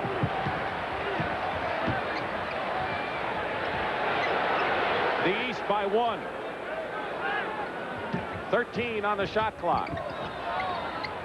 Magic. Chambers blocked by McHale into the hands of Bird. And the West misses an opportunity to take the lead there. McHale. And Blackman can't get it down court. Now Magic with 49 seconds. Magic. And Hakeem is pushed out of bounds, and he'll go to the free throw line with a chance to give the West a lead, and it's been a long uphill climb. I tell you, when you advance the ball that quickly, somebody's got to be open, or there is a mismatch created, and that's exactly what happened. Isaiah had to end up. And Julius Erving comes in the ball game, his last appearance, and Casey puts him in with 45 seconds to go. Well, he's no stranger to clutch situations, either offensively or defensively. And he can make the big play either way for you. Hakeem is 5 for 7 at the line, and we have a tie game at 1:36. And now it will fall on the shoulders of Michael Jordan, more than likely, to run the show for the East. And the West lead. 45 seconds to go. The East has one timeout. Julius gives the East the lead, 138-137. What high drama in the final minute of this game. Timeout called by Pat Riley. So the West, with Chambers, leads the way, and then Julius Erving in his last All-Star game gives the East the lead again. I was lucky. I was record in the NBA. Have they clashed so many times in the NBA Finals? And next Sunday, they resume their rivalry on CBS, 3:30 Eastern Time, the Celtics and the Lakers from the Forum in Inglewood. I tell you, that particular ball game, right in the middle of a tough road trip for the Celtics with their bench in question. And right now, this ball game, I would say that you got to think about Olajuwon in the low post. But you also got to think of Rolando Blackman popping off some picks should the defense sag in. 33 seconds remain in regulation time, and there are 19 seconds on the 24-second clock. Well, both Chambers and Blackman, good outside shooters. And Julius playing all over Chambers. Blackman watched closely by McHale. They got enough time on the clock. Blackman puts it up, and he's hit on the arm by McHale. Well, they did a great thing. They set up a pick situation so that McHale had to end up with Blackman going one-on-one. What was Magic doing with Rolando Blackman over there? He's trying to get him away from the officials so that a technical foul wasn't called. He's 8 of 9 from the free throw line. Rolando Blackman, who has scored 22 points and an 88% free throw shooter during the regular year.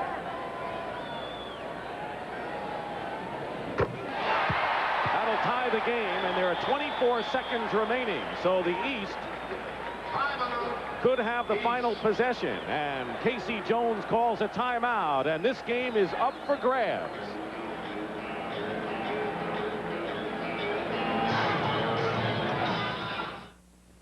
Power.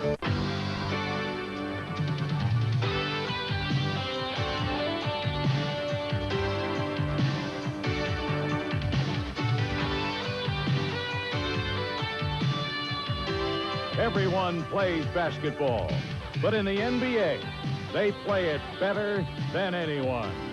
America's game. It's fantastic. And an opportunity here to catch our breath a bit. Maybe you can too, and just consider what a tremendous weekend this has been. All-Star weekend in the NBA, which really is reaching gigantic proportions, capped by a great game. And the last one-point All-Star game was 1977, 10 years ago in Milwaukee, when the West won by a point. But you talk about Final Four and big events, this is right up there, Mr. Heinsohn. Well, I'll tell you, the All-Star game has become such a thing for the players. Coming down the stretch in the fourth quarter, we have seen more of these games that I've done anyway that have been so close, and it couldn't be any closer than this one. Blackman with a chance to give the West the lead, and the East is out of timeout. They used their last timeout. And I don't think they wanted to call that timeout before Blackman took the second free throw. I think somebody made a mistake there. He misses. The score's tied, and now the East, with no timeouts, can use the rest of this clock to try to work their way for the winning points. It's 138 all. Thomas. 10 seconds. Isaiah blocked by Akeem. McHale, fall away. It's good. The basket counts. Moses Malone. And 3 seconds remain, and Moses Malone has given the East the lead, 140 to 138. It really was a desperation shot by Isaiah. He gets inside. You see the good block by Olajuwon, covered it with both hands like a goalie, but watch McHale, thinks he's under the gun, takes a real difficult shot, but guess who's there? Mr. Widebody. 25 points, 16 rebounds. Akeem got a hand on the ball. McHale took the shot. And watch Moses go to work. And right there, used his body to keep Akeem away from himself so he could tip it in. Both all-star career highs for Moses Malone. 25 points, 16 rebounds, and Pat Riley has 3 seconds to work with. But it's not over yet, Dick. A lot of teams have plays that can score in less than 3 seconds. The key on this situation right now is to make sure you get the ball inbounded.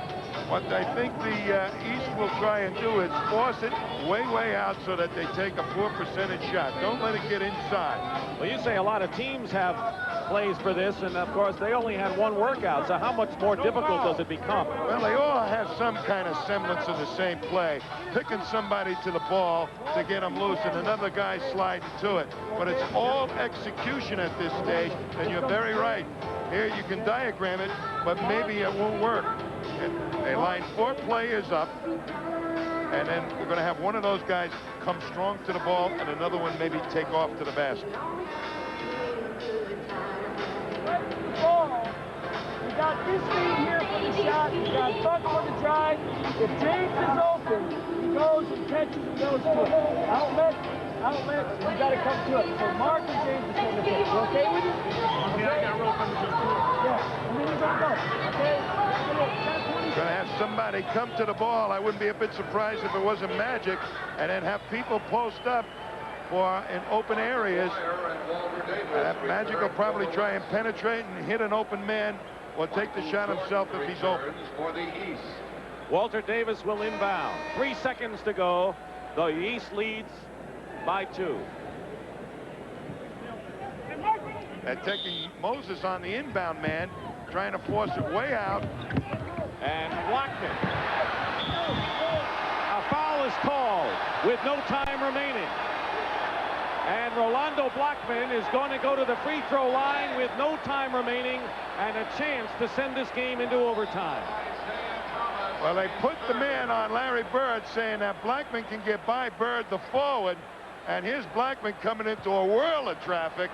And look at the foul he took. He's fouled by Thomas. Again, another look. There it is. A guard being defended by a forward. 9 of 11 from the line is Blackman. He needs to make both.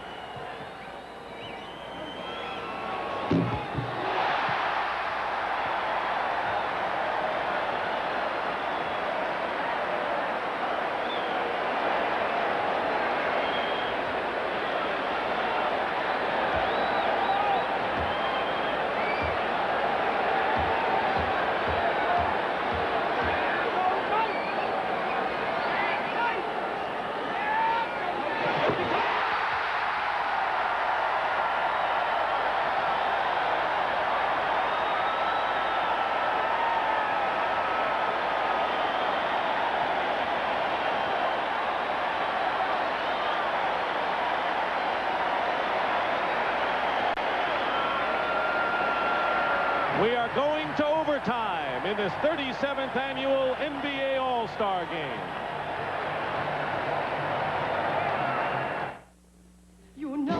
Here's the man that did it, Rolando Blackman, under all kinds of pressure. You can see his face as the ball gets released. He's talking to it. He's talking to it. He's talking to it. And look what was happening before he took the shot. Magic is saying, hey, Isaiah, stay away from my man. I don't want you talking to him. Don't try and psych him. Get out of the picture. Stay away. And there it is. A little hijinks in a fun game in which these players are having fun. And we have a 5-minute overtime session. The last overtime was in Denver in 1984 when the East won 154 to 145. They came on strong in the overtime session. 5 minutes. We're all tied at 140. It'll be Elijah Wan and Moses Malone jumping. Akeem has 5 personal fouls. Worthy controls for the West. Finds Blackman. Boy, and he was standing there for about a 5 count before Worthy found him. Blackman has 27 points.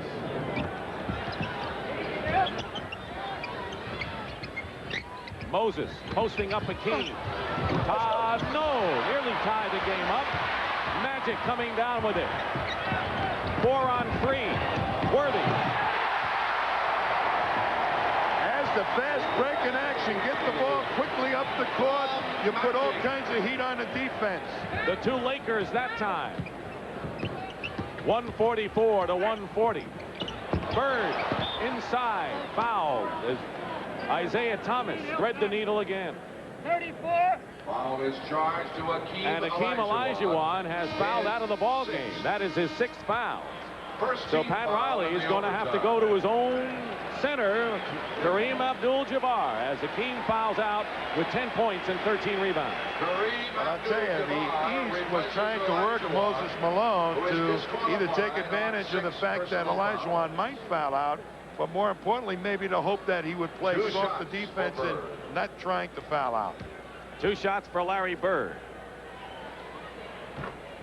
Bird looking for his 16th point of the game. Keep in mind that the East has won all 3 previous overtime games, including that 1984 affair in Denver.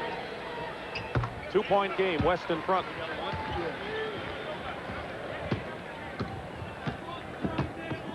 Thomas. Magic. The West has a great man to go to now, is Kareem. Chambers with the follow-up. Magic drove, and Chambers with 32. Well, Magic saying, I'm going to do it one way or the other. I'm either going to pass for it or score it myself. Jordan has a screen from Bird. Bird now posting up away from the hoop. Thomas has Moses Malone, double team. Good defense by the West. Bird, foul. Big offensive rebound for Chambers the other way. When Magic drives to the middle, there's a little pick. McHale has to respect the penetration, but Chambers knows right away nobody's even near him, so he's coming hard on the rebound. Meanwhile, Tommy, the West defense has been outstanding lately, but Kareem now has picked up personal foul number.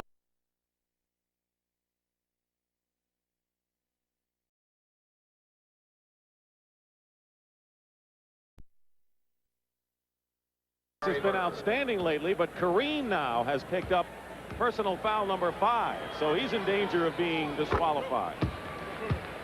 But, you know, at a certain point in the ball game, as we look at Wilkins come in, Dick, Kareem Abdul-Jabbar is a creator, too, on a set offense. If you get the ball to him and they start double-teaming him, he'll find the open man, too. 146-144 the West. Off the screen, Blackman. That Riley's enjoying it, right? 29 points. He wants to win. No more Mr. Nice Guy, said Pat yesterday. Jordan. Malone tips it in. Moses now with 27 points. Interesting, in the East lineup, they really have only one guard in there, in Michael Jordan. It's Bird, McHale, Moses Malone, and Wilkins, along with Jordan. Kareem, sky hook, in and out. And it hit the stanchion underneath. Let's see who touched it last. Well, that's not a bad guy to go to in your set offense, because he's been in these situations before, Kareem, and he's either going to get the shot or he's going to find the open man. Under 3 minutes to go. 148-146 the West. Chambers gets 2 more. Magic says the pick and roll play. Chambers is setting such a good pick that Magic's getting right into the teeth of the defense, making McHale adjust. 34 now for Chambers. Whistle and a foul. Chambers winds up on the court, and a pushing foul. And the doctor comes back in. Foul charge to Chambers. Chambers commits the foul, and he has 5. Third team foul. McHale sits down.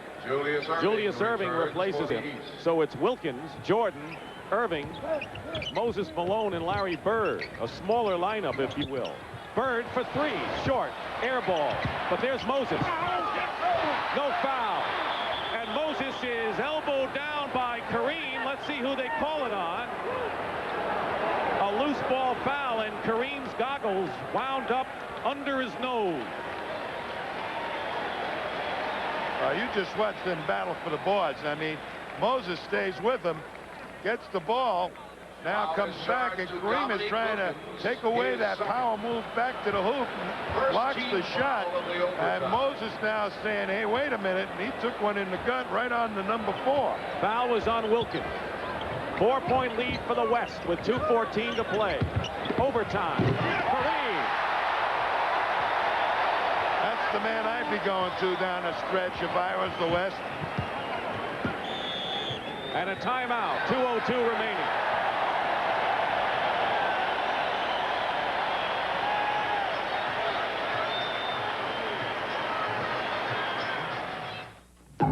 Jay ends up with Kareem, and Kareem said, that's nothing as far as I've seen bigger guys than you, and a little cram shot. What a move. And the reaction of the West bench to the stuff by Kareem. Remember when we started this game a few hours ago and everyone was having a lot of fun? Oh, little happy, little celebration time in Seattle. A party's going on, and now it's getting down to crunch time. We have seen one, and Rolando Blackman hit 2 free throws with pressure on his shoulders with no time remaining to send the game into overtime. And Kareem, after Olajuwon fouled out, has come in big here for the West. All sorts of heroes, and it's going to be very difficult to pick an MVP in this game. 2 minutes. Under 2 minutes to go in overtime. The doctor hits, and it's 152-148 in favor of the West. Boy, Dr. J has come into his own with that outside shot this past season. 22 points in this game. Moses on Kareem. There's the hook. Kicked out to Worthy. New clock. No double teaming on Kareem. He'll take the shot. You double him, somebody will get an open one. Minute and a half remaining in overtime. Chambers. Kareem and Worthy. James Worthy gets the basket, and he has 22. And the East does not have enough rebounding people in there to help Moses Malone on the board. Out of bounds, East ball. Robert Parrish. McHale on the bench. Lambier on the bench. Moses has had to do all the rebounding. Highest scoring game in All-Star history. Malone did everything but get the basket. And the West in control now as we wind down to a minute to go. 154-148. Watch this pick and roll again. Magic looking for Chambers, who didn't roll. Here's Magic. Out of bounds, West ball. He fouled out Hakeem Olajuwon. Well, but Kareem has come up and picked up the slack. The only other big guy to help on that pick and roll play on the boards is Larry Bird, and he's been switching out to take Magic Johnson, so Moses had to do all the rebounding by himself. 18 rebounds for Malone, the most since Dave Cowens cleared 20 back in the 1972 game. Under a half a minute and 4 seconds on the clock. Blackman didn't have enough on the drive, and now the East coming back. Dominique Wilkins will go to the line and shoot a pair, and a chance to bring the East to within 4. Charge to James Worthy. Great ending to a great All-Star weekend here in Seattle, an overtime game. Penalty. And the West within 21 seconds. 2 shots for Dominique Wilkins. Of beating the East in the All-Star game as Wilkins misses the first free throw. The last time the West won was 2 years ago in Indianapolis.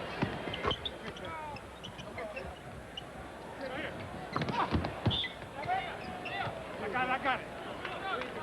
Kareem will inbound.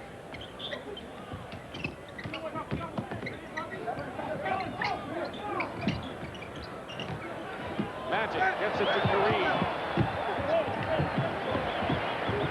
10 seconds. 5. And they foul in desperation with 5 seconds to go. And the man who sent it to overtime can wrap it up.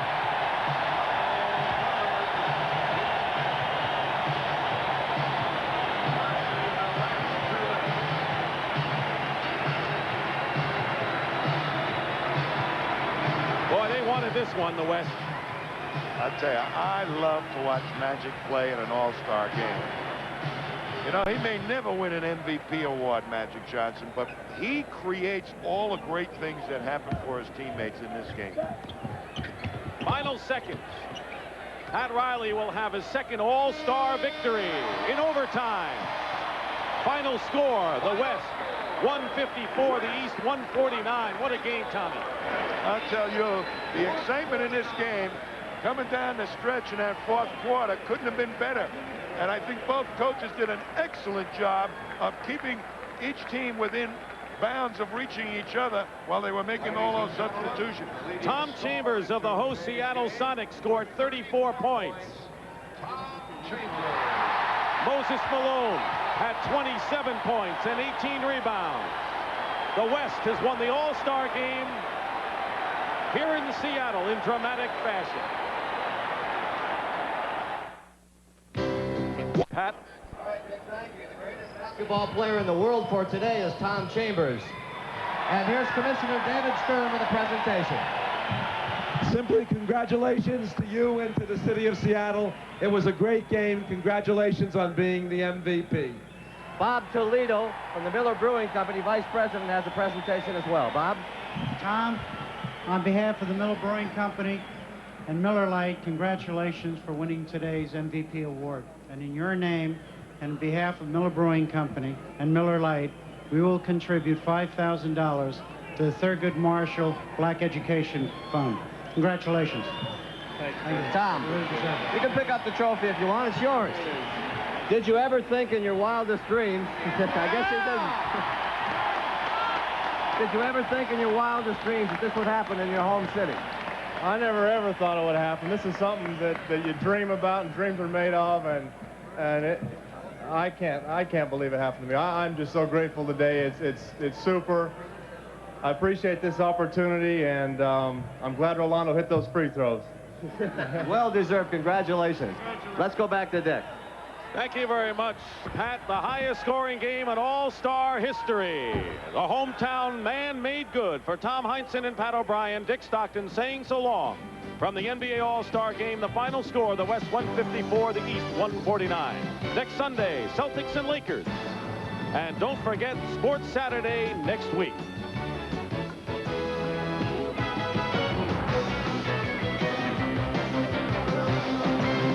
The NBA on CBS is a presentation of CBS Sports.